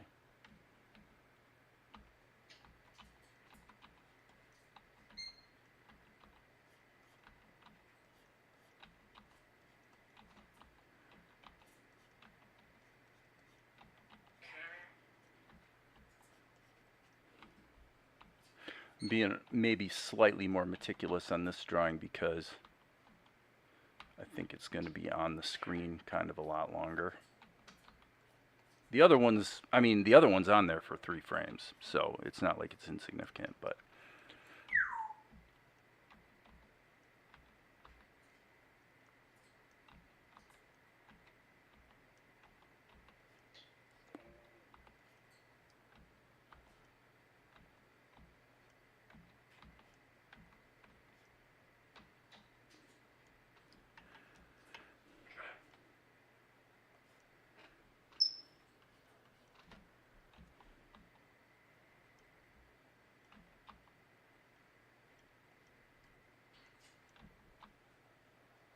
for somebody who wears a bindu, she sure can have an attitude. She's not all peace and love and joy and popcorn, baby. Okay.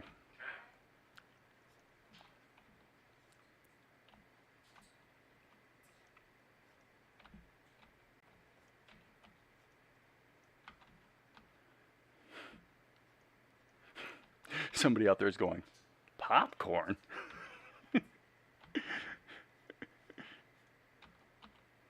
You betcha, that's what I said. I said popcorn. Boom, boom, boom. Come on, baby. Let's go, go, go.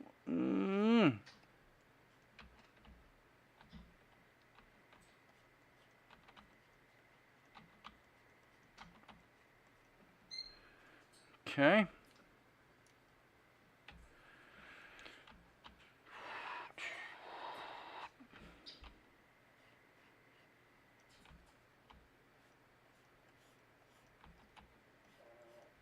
Well, that's an interesting thing right there, what you just saw. You know, I did it with really, really short little lines, just trying to really kind of keep that ghosting in my imagination as I flip back and forth. And then I did a version, this one I'm doing right now, where I just said, well, you know what, I'm just going to try to remember and see if it comes close. And it probably doesn't actually make that much difference which way you do it. This is where obviously onion skins would make a lot of sense. Just go like this so that you just get it as close as possible.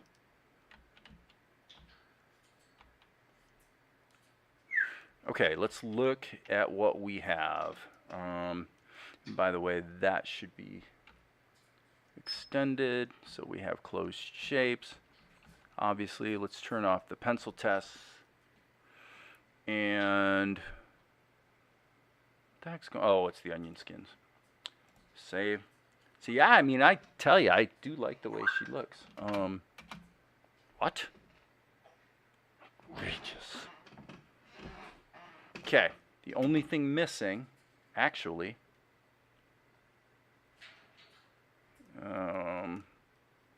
I would say, through all of this sequence, I want to give her a little bit more on the eyelash department.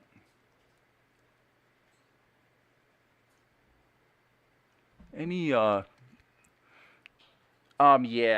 losing family. Well, you know, I mean, my cousin told me that they had really done a good job of getting their house in order for the last 10 years. So, of course, it's enormously difficult, but you know, these times can be a real cool time of pulling together as a family, you know, and just reconnecting with people and stuff like that. So no, I don't know if I'm gonna drive down to Tennessee. I'm gonna kind of look at that. It's a possibility.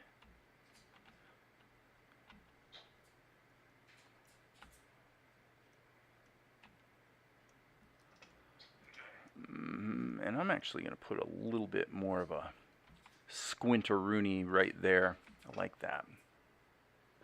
Boy, she can be nasty looking. Nasty in the sense of angry.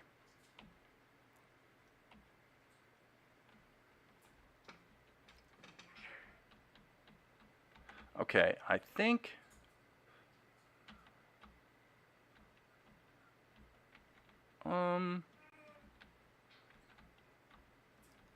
Right there, something feels a little wrong. So let's go to liquefy.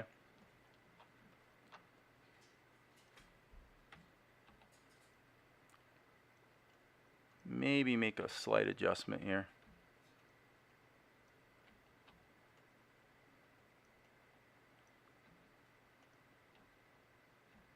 I mean, she's supposed to be a little exaggerated because she's obviously pretty uptight.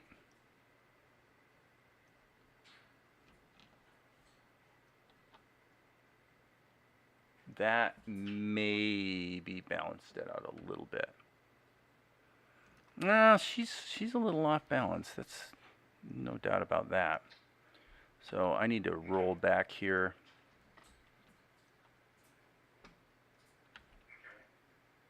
Okay. It will not remember my setting on the liquefy. This is where liquefy, the thing that's dumb about it, becomes really frustrating.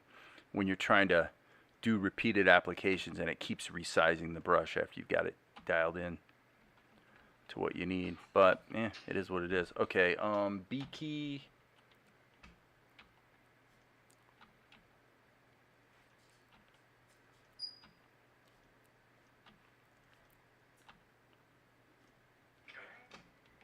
Okay, that's better.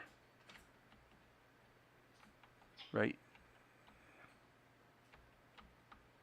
there. And I'm gonna keep trying to use liquefy to solve it if I can.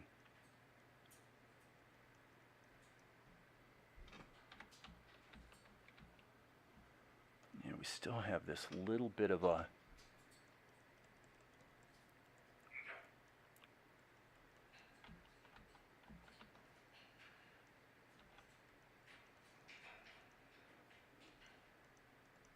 I don't know, sometimes it's just easier to see what you're doing when you make really little incremental adjustments. And then of course if you hit the M key, yeah, see that totally helps. We're still a little off kilter here, but it's not punitive. And we do have to consider that, you know, if we're dealing with one frame tweens, you don't want to like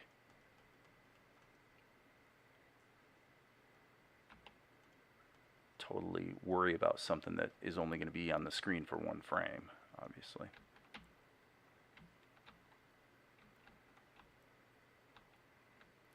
I would say when she opens her mouth really extreme like that, we should stretch her chin out. Yeah, that's better. And then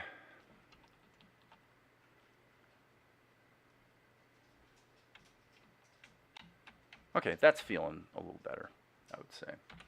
M key. At least I think so. Let's go back here.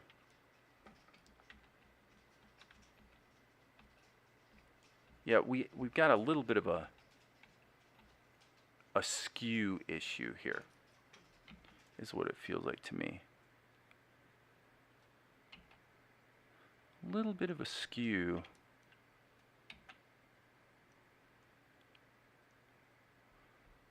Is what it feels like. Probably there. Just a tiny adjustment. Yeah, that helped. Holy cow, did that help. Yeah, and I'm being right-handed. I tend to skew my characters in a certain direction all the time if I'm not careful. So let's save our work. And we are at 2 hours. Okay. Let's go ahead and get a mouth on Vespigi. Of course, in Carliana's case, the mouth is baked in.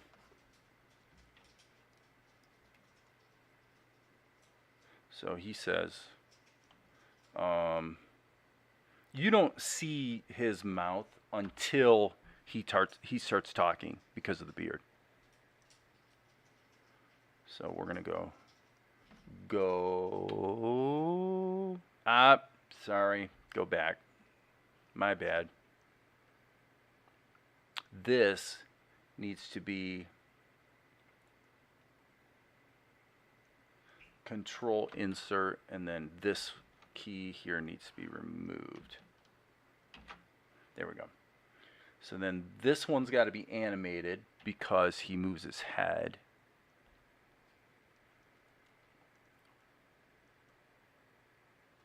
And then G key.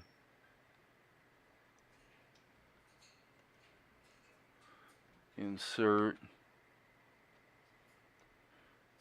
Golek. I don't remember the line of dialogue. What does he say? He says, Golek, how is this possible? Okay. Boom. Boom.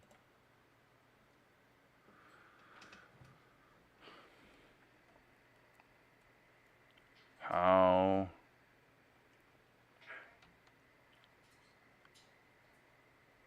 is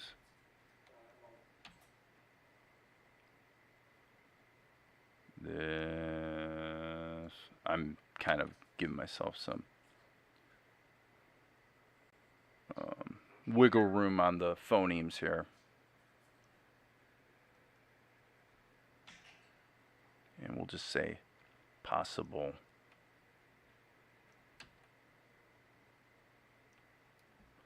Okay, so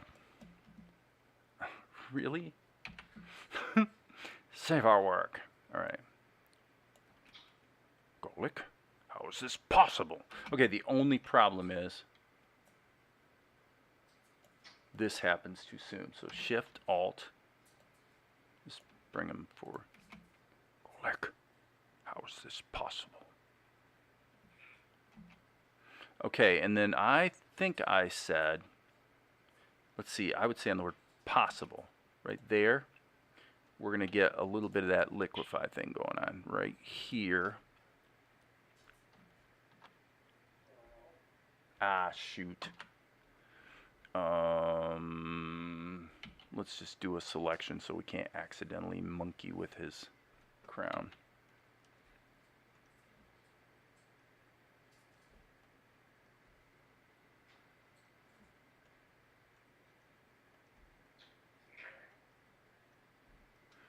So, okay, that'll work. Save it. Okay. VCLR. I got to remember to do this. I've been thinking about just adding a prefix that's the first letter of the name, so that when I look over here, I know exactly which character I'm dealing with. Okay, so now what we need to do is go over here, and gosh, I guess we'll just cut this to the clipboard. Okay. Whoops, that's not what I meant to do. All right, so let's go up here and hit Control V, move this to the top, and then we'll just scale it down. We don't want liquefy, we just want to scale it down. And for now, we'll grab that color and put a keyframe. Okay, yeah, let me see here. Is that actually correct? It is. I think it is. Yeah, so we definitely want to lighten that up. I had him a little too much in shadow. Yeah, that's better. Okay, the hair color's fine. Although, I don't know. I'm actually thinking I might... Yeah, I'm going to lift that up a little bit too for this particular shot. Okay, that will just kind of follow the same policy. So slight mods on the colors. We will lasso the... well, I guess I could try to do a fill. That's probably okay. We'll paint the eyes. And so we're going to go boom, boom, insert, insert, insert, insert. I don't know if those will actually be strictly necessary, but we'll find out. Okay, fill tool.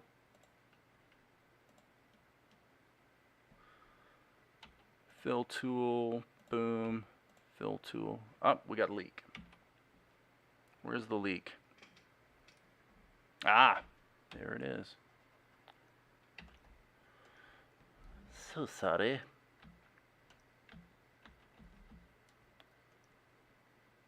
Alright, we'll use the G key to do a behind mode lasso to tighten things up. Okay, there we go. Let's grab this. Fill, fill, fill. Let's fill that. We'll lasso it and get it all cleaned up here shortly. Okay. Boom.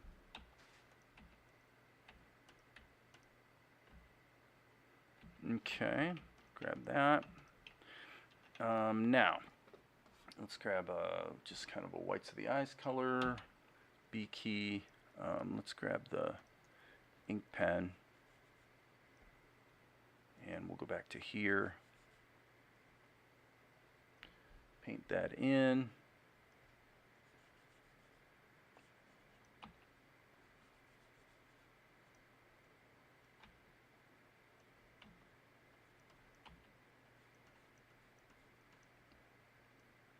You'll see here in a minute how we'll make the skin look way better. Right now there's a lot of holes in the inking, and that's because I'm using a pencil for my ink. I'm not using a really bold, crisp pen. I'm getting a little bit more of that scanned art look, so there's a little bit of a price you pay for that, but we'll compensate for it here in just a moment. Okay, I should have left the mouth turned up, but that's okay. All right, so what I'm going to do is grab the flesh tone, and then we're going to go G key in behind mode and just get this region.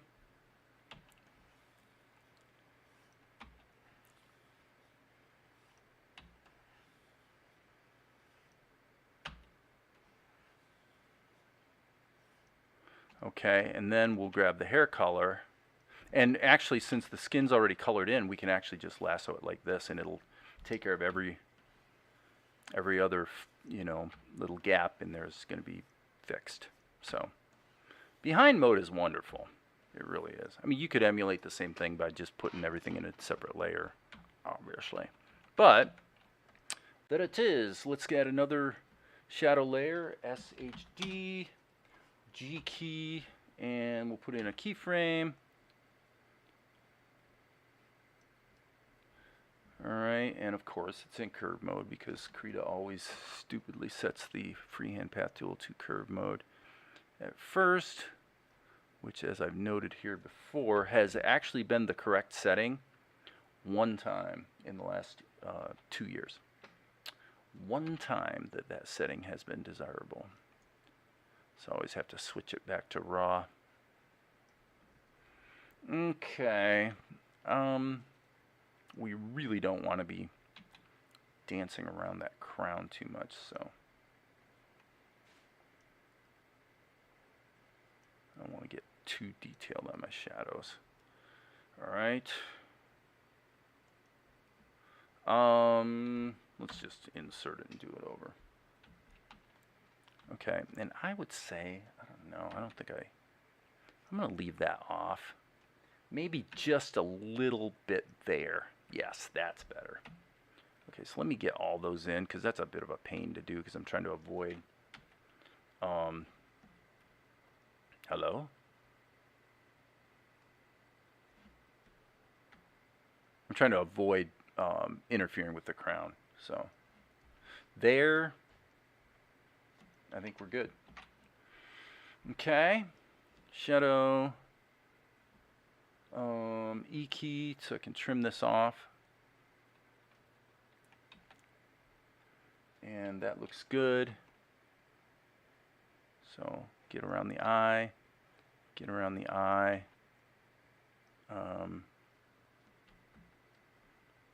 Okay, and that just erroneously put in a keyframe. And I don't know if we're going to need more shadows on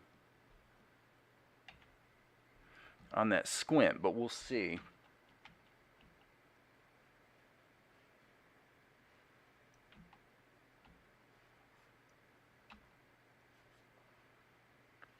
We will see, friends. Let's see what it looks like. I could see maybe just a little bit of a chiseling out right there. Little chisel out. So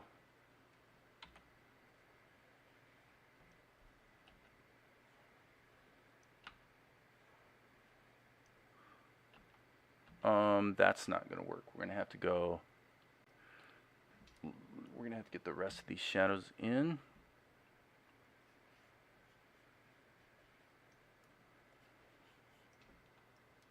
So we can cut and paste them.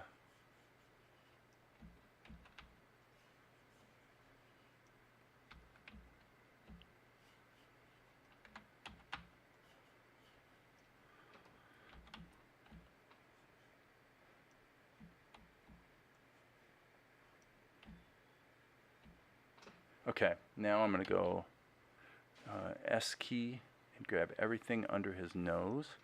Control C so that I can Control Shift V, just paste them in. Okay, still need creative sensibility to make sense for production.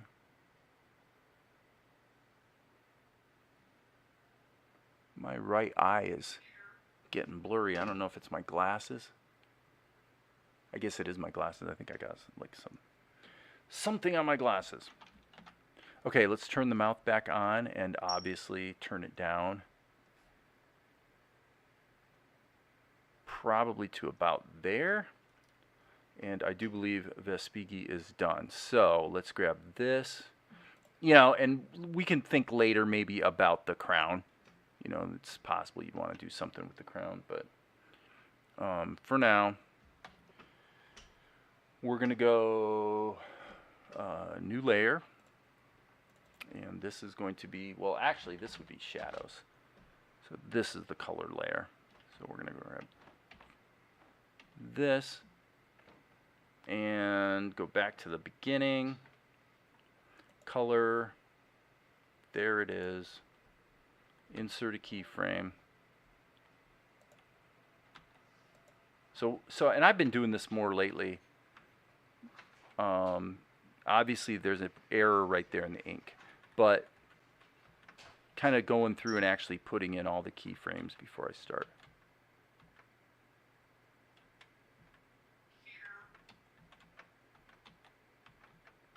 Cool.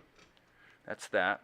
All right, I am gonna turn off my microphone and webcam and actually take a brief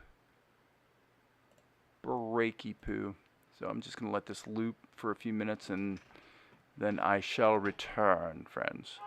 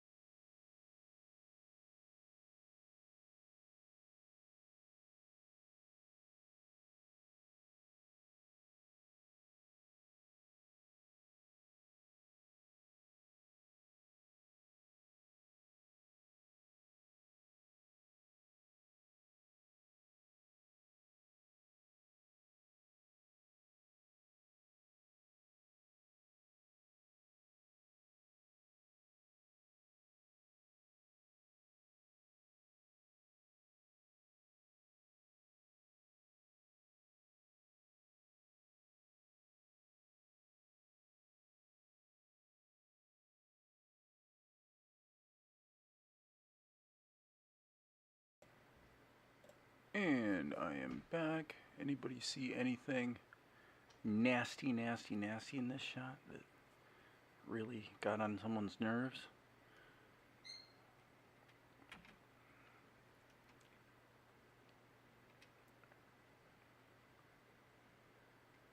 Oops. Okay.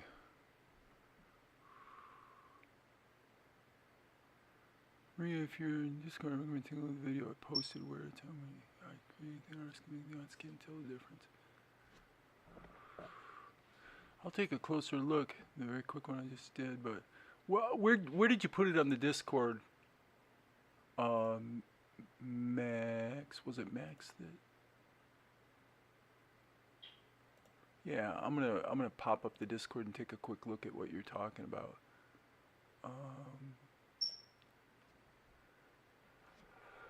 Is it the live stream chat or? Looks like it's probably in general or. There it is. Okay, I'm looking at the Instagram thing.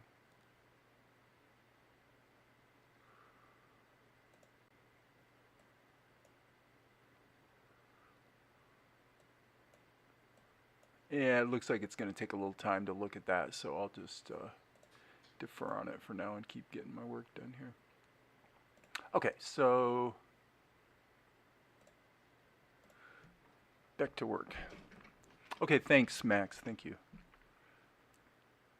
The role of the artist will be redundant. There will be no concept artists or traditional artists anymore. They'll be replaced by writers and directors.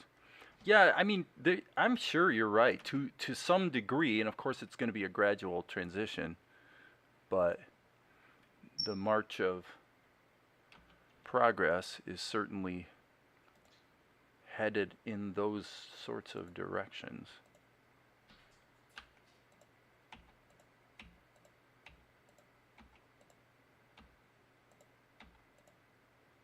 Okay, a little problem there on the hair, obviously, little leak situation, so no big deal. I guess we can actually leave this turned on, so we'll grab that color, and then we'll lasso that again to clean that up, so don't you be panicking about the holes.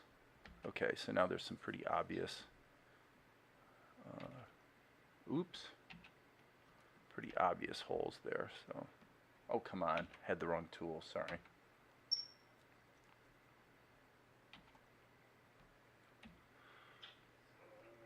Nope, yeah, I can see probably should go through and just patch everything first, I suppose. And then here, we need to patch that. We do not want to be in behind mode, by the way. I guess I've been in behind mode here for quite a while. Patch that.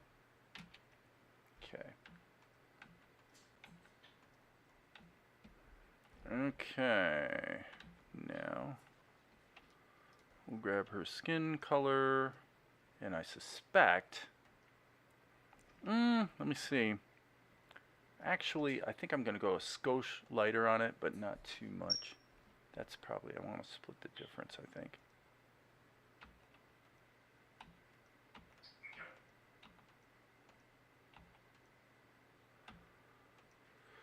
Okay, let's just get it blocked in. Okay, now, the way I've been doing this is, let me grab this brush. And it's just one of those happy little coincidences where the dark garment color seems to work for her upper lips, and the light garment color seems to work for her lower lips. So I always want her lower lips to be a little bit lighter.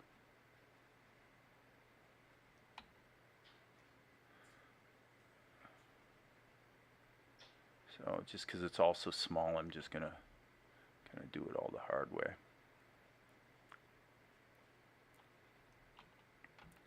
Okay, go back to here, grab that color, and then I'm going to try using the G key.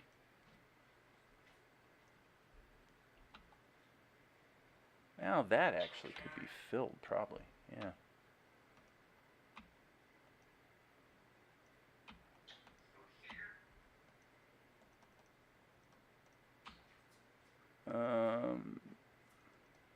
That's okay. We'll fix that here in a second.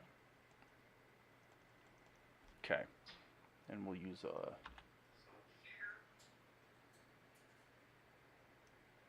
little bit of an off-white.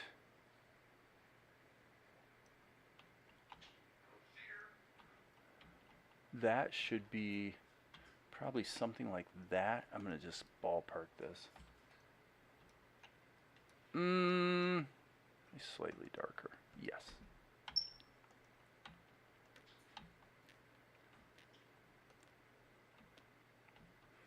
Okay.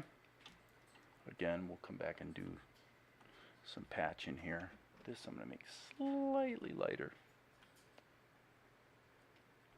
B key, let's switch back to this pen so it's a little bit more aggressive in its coverage.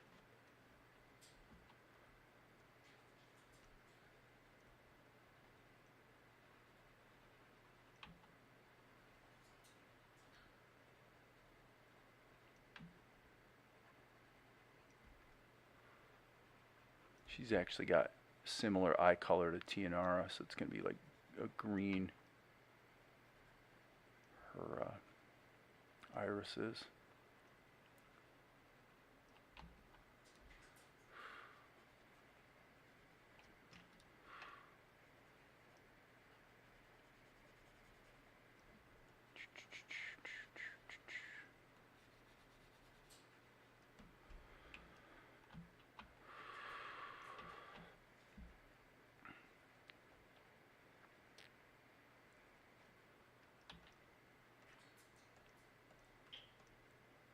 Come back to that.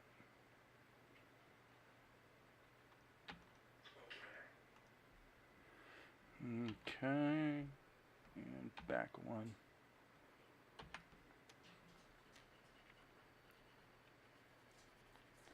Trying to stay in the zone here, people. Okay, so her eyes, probably something like that for this shot. Yeah, that looks pretty good. Yeah.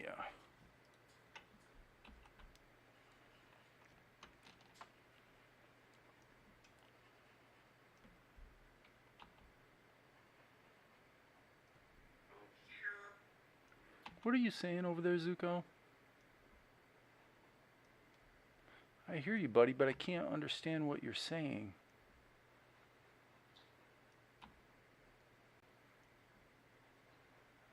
He'll say, you know, if you go upstairs, he'll say night night, things like that. Parrots definitely have a good sense of let's call it contextual language, actually.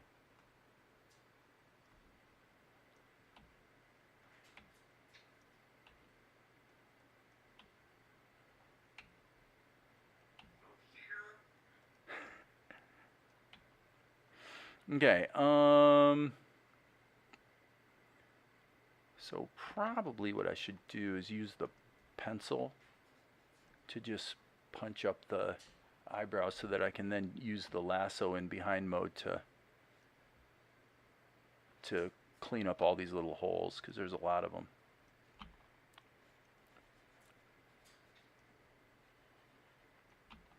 So those of you who are looking at all the gaps and horrified by it, just don't worry, people, don't worry. We're going to get there here shortly.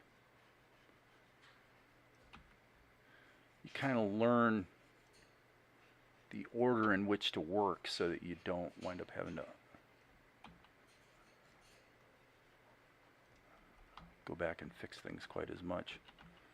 Okay, so now we have, obviously right there, a pretty severe problem with the eyes, and I would say G key in behind mode. Okay, so what I'm going to do is just grab this whole region Yep. Just make sure we get the gaps in there. And then I'll use the hair color for the next round of that.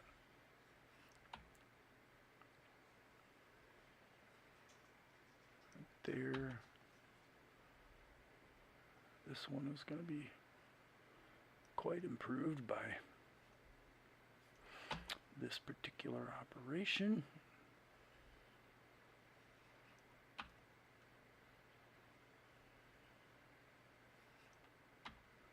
Yeah, not bad. Okay, so here, now we can go like that, and it's going to clean up the hair problems.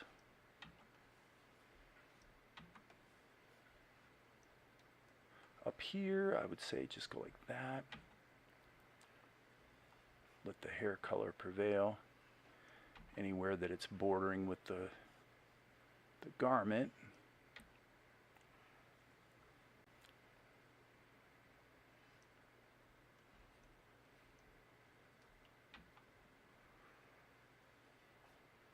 And then we'll go back and catch the garment color. Okay, so now that I've done that, I can take this whole thing and lasso it. And as you can see, it's going to just fix up all that garbage.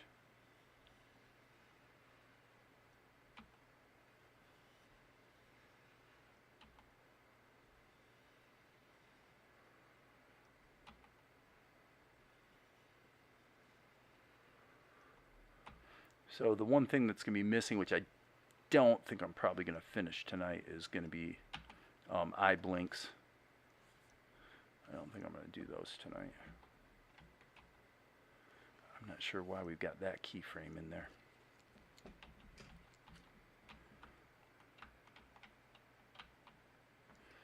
We'll leave it for the moment. Shadow, boom, G key. Let's go back to the beginning. And we want one there.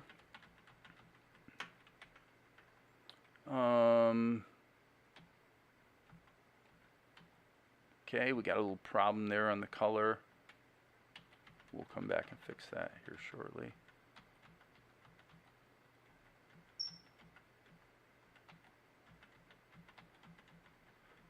Okay, back to the color. And let me just go back and see what I missed and how the heck I missed that. There's a few of them, actually. Sometimes that happens when you have a different number of keyframes on different layers and you accidentally skip over a keyframe that never got filled. See, I'm skipping through all these right there, and this one's getting missed. Ah, yes, because we don't have a color key there. I'm going to hit Control Insert. Wow, that's a disaster, isn't it? Oh well. What are you going to do? We don't want to be in behind mode. We got to go back to normal mode and really go through here and fix this one manually. So, stuff happens. I'm just going to redo the lips. Okay, and something's wrong again. Let's stretch this out and figure out what the heck's really going on here. There's a key. This one does not belong. I'm going to grab that whole column and delete it. Okay, so here we're in the color layer. And it looks like Krita is not updating. Krita, don't be so stupid, please. Please don't be stupid. Don't be giving me grief.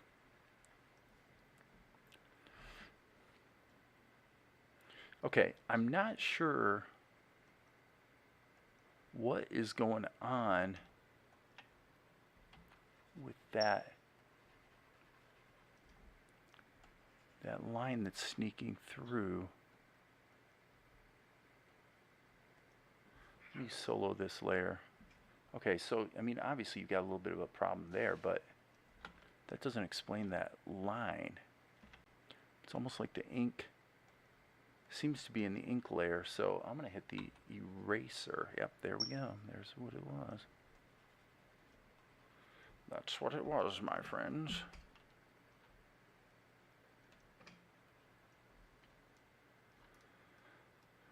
Okay, then this one we had,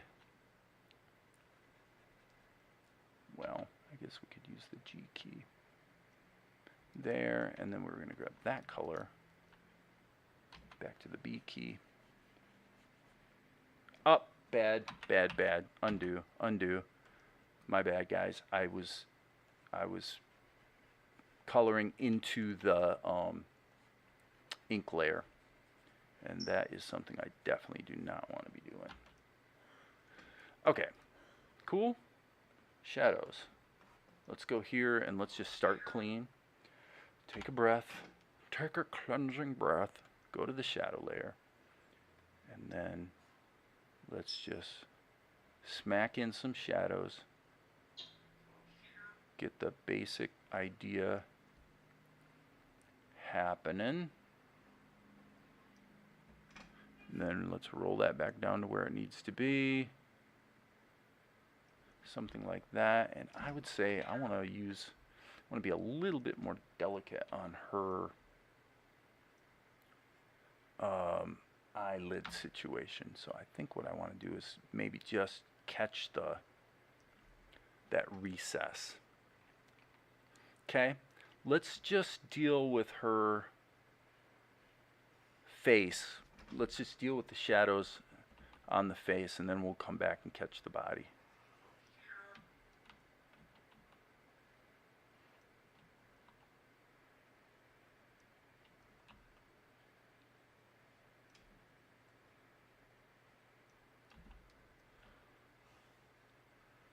This can be a little sloppier as long as it's just got some sense of something going on. We're okay.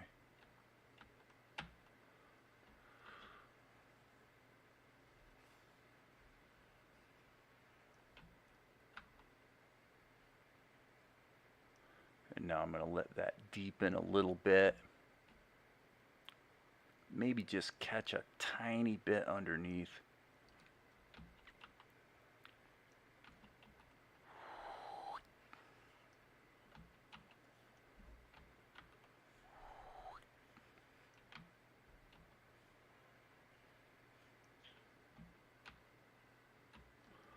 Okay. Now we've got this. Got a little bit of a weak thing going on. And as I'm going here, I am seeing a couple other things that definitely need to be fixed. So I am aware.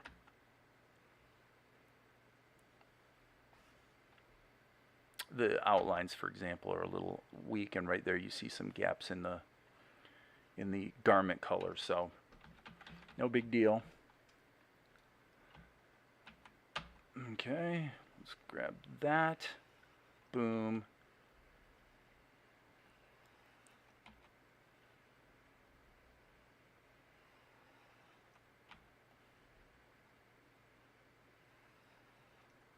This works pretty well because you tend to start to feel the overall shape that your shadows are making, you know. Okay, so then go back here and just do the same thing again. Like that. Like that.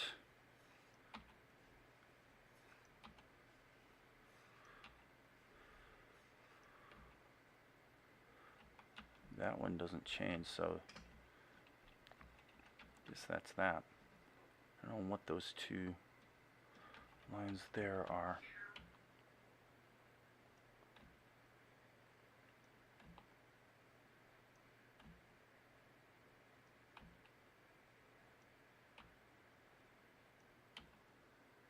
Okay.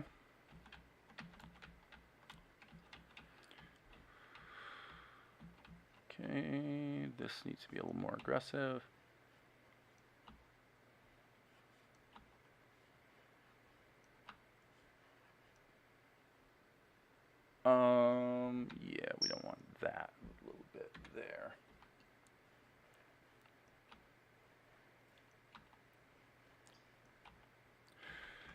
Okay. Back to the beginning. And by the way, obviously that should be alpha locked, and obviously it would also be really wise to save my work. So I'm just going to put this.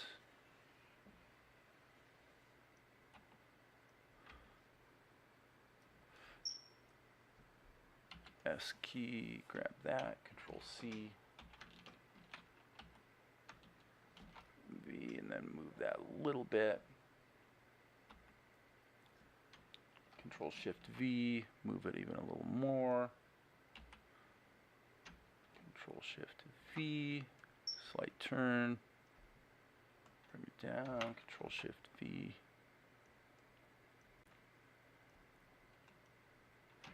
That's going to be, I believe, no, that needs to be down there. Control C, Control Shift V, okay, G key.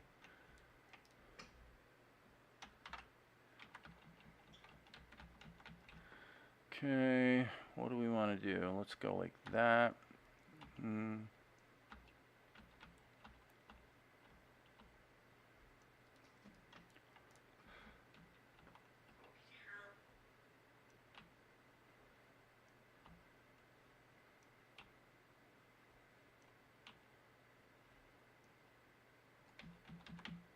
Back here, let's do that.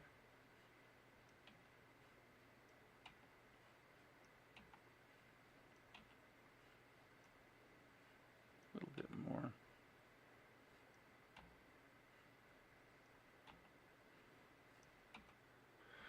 Okay. And then let's go back to the color. And then what I'm going to do is actually sample this color, G, in behind mode. And I think what well, I can't alpha lock it, so I need to just look for stuff that looks a little suspect. Yeah, that's pretty awful. But we can use the darker color to just punch up those outlines.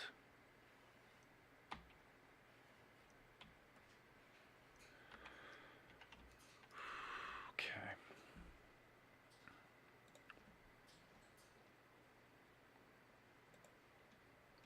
Save our work. Wow, look what's going on in the chat. Will artists be hired to paint and draw if AI can do the same thing for cheap? The AI will do what the artist conceives if it's successful. Yeah, I mean, the strongest argument against everything Max is saying is that you heard these same things in the early 1990s when CGI was starting to happen. You know, neophytes in you know, doing news reporting or whatever about CGI would routinely talk about how pretty soon we're just going to have to press a button on the computer and the computer's going to do it all for us. And it just didn't happen that way. You know, the creative jobs get replaced with new creative jobs. So you're correct that it's going to evolve. It absolutely must. But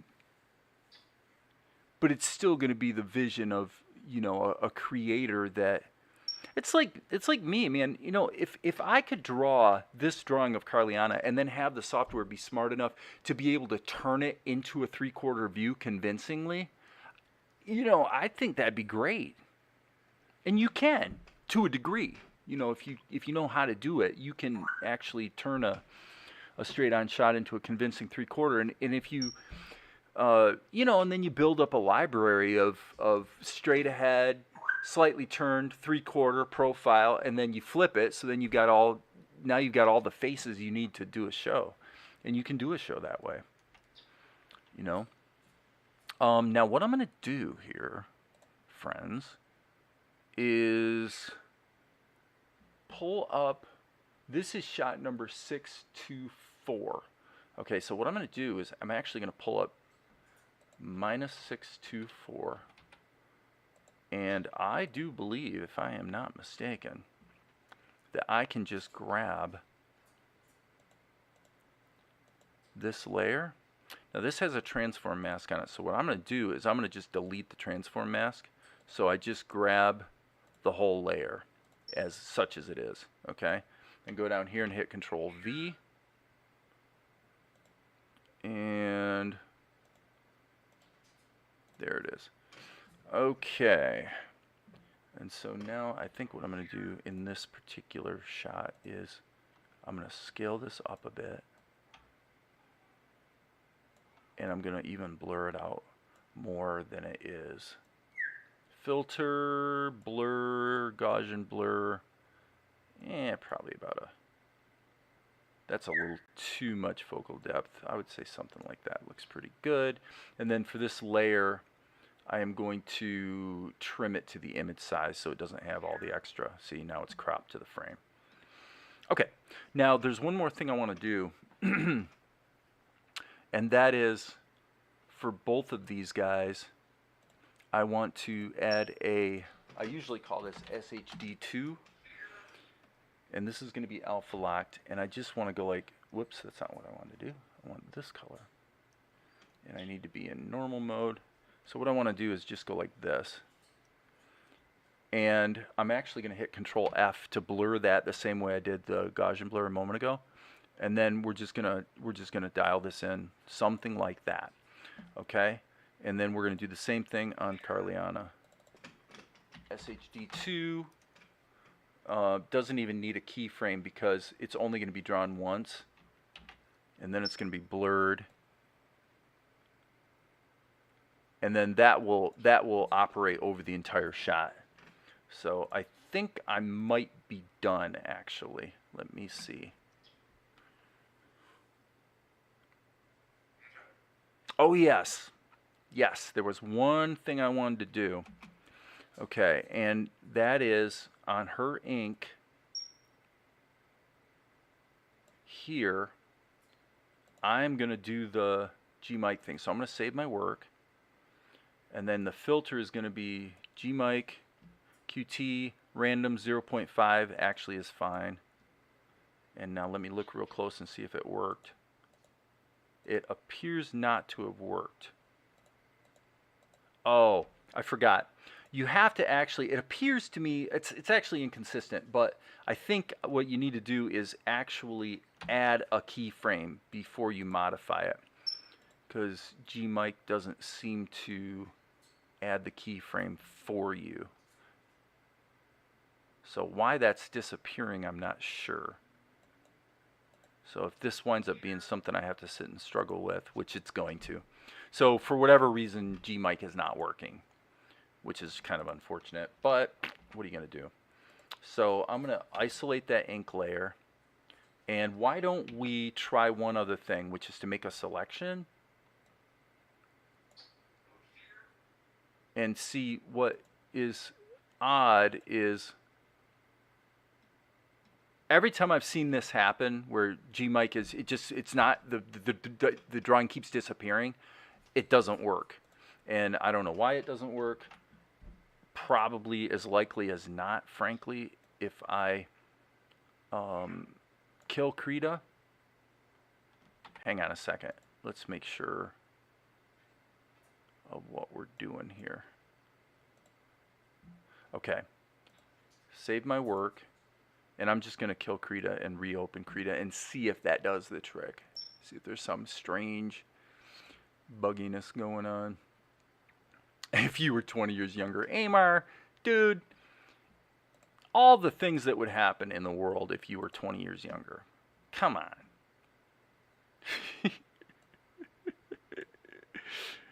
If Amar was 20 years younger. Let's see here. Okay, I just opened the wrong drawing. Sorry. I just opened the wrong one. I think it was supposed to be this one. Yes. Okay.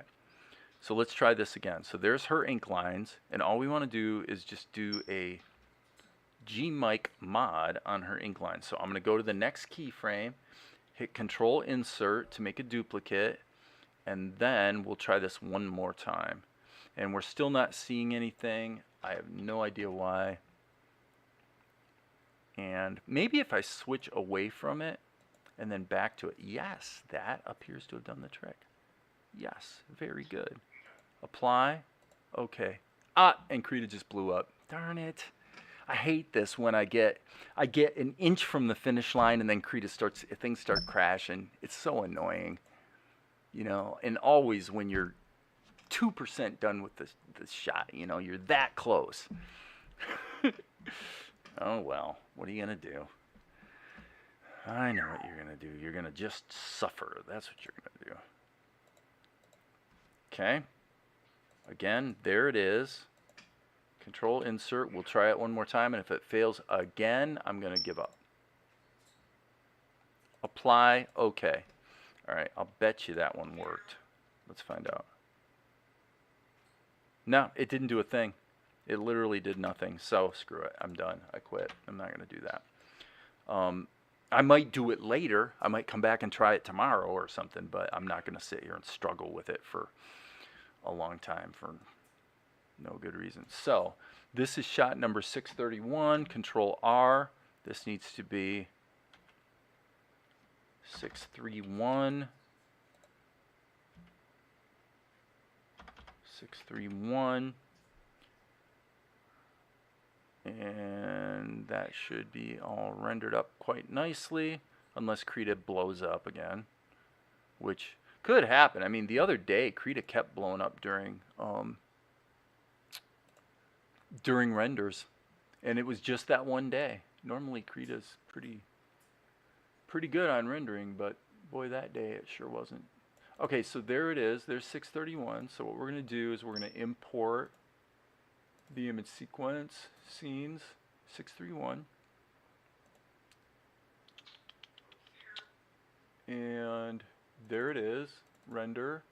So we've got 72 frames at 8 frames per second. 631 is right there. So we'll bring that in. Properties, disable resampling. Why does that look so long? Okay, so that needs to be deleted. Oops. Sorry. That needs to be deleted from the show. We don't need the storyboard image in there anymore. And we need to clean the project media pool and see how it all played. All right, so actually let's put this on the big screen and go back to here. So we're basically looking at pretty much what's been done the last day or two. And this should be best full, not best auto, so best full. It's a little crisper that way. Okay, so this was the 22nd shot I did today and partly yesterday.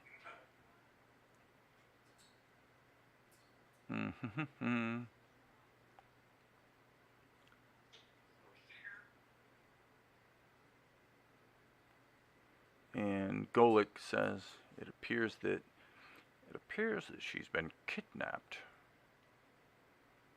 Kidnapped. Outrageous. Golik, what's going on? Or what's the meaning of this? I don't know what he says. And then it cuts to Mel. Okay, it worked. It worked! It worked! You guys know the Disney quote that's from? It worked! It worked! It's from a Disney movie. Okay, that's it, guys. I'm done. I did my job. I did my best. And I think it came out pretty good. The thing I'm going to do is tomorrow I will probably change the ink lines from black to a little bit lighter. That would be one thing. And then I'll test that that warble effect on her angry eyes. So that's it, guys. I'm feeling like it was a good session. Just almost spot on 3 hours, and I actually got the shot done. So 9 seconds of animation start to finish in 3 hours. Not bad. Not bad. So if there's nothing else, friends, apparently not. Maria says, thanks, Dave. So everybody's ready for me to quit. So remember the next great TV show is going to be Jake Cannell, Private Dick. With me starring as Jake Cannell, the private eye. Yeah, we'll see if that ever happens. All right, see you guys. There will be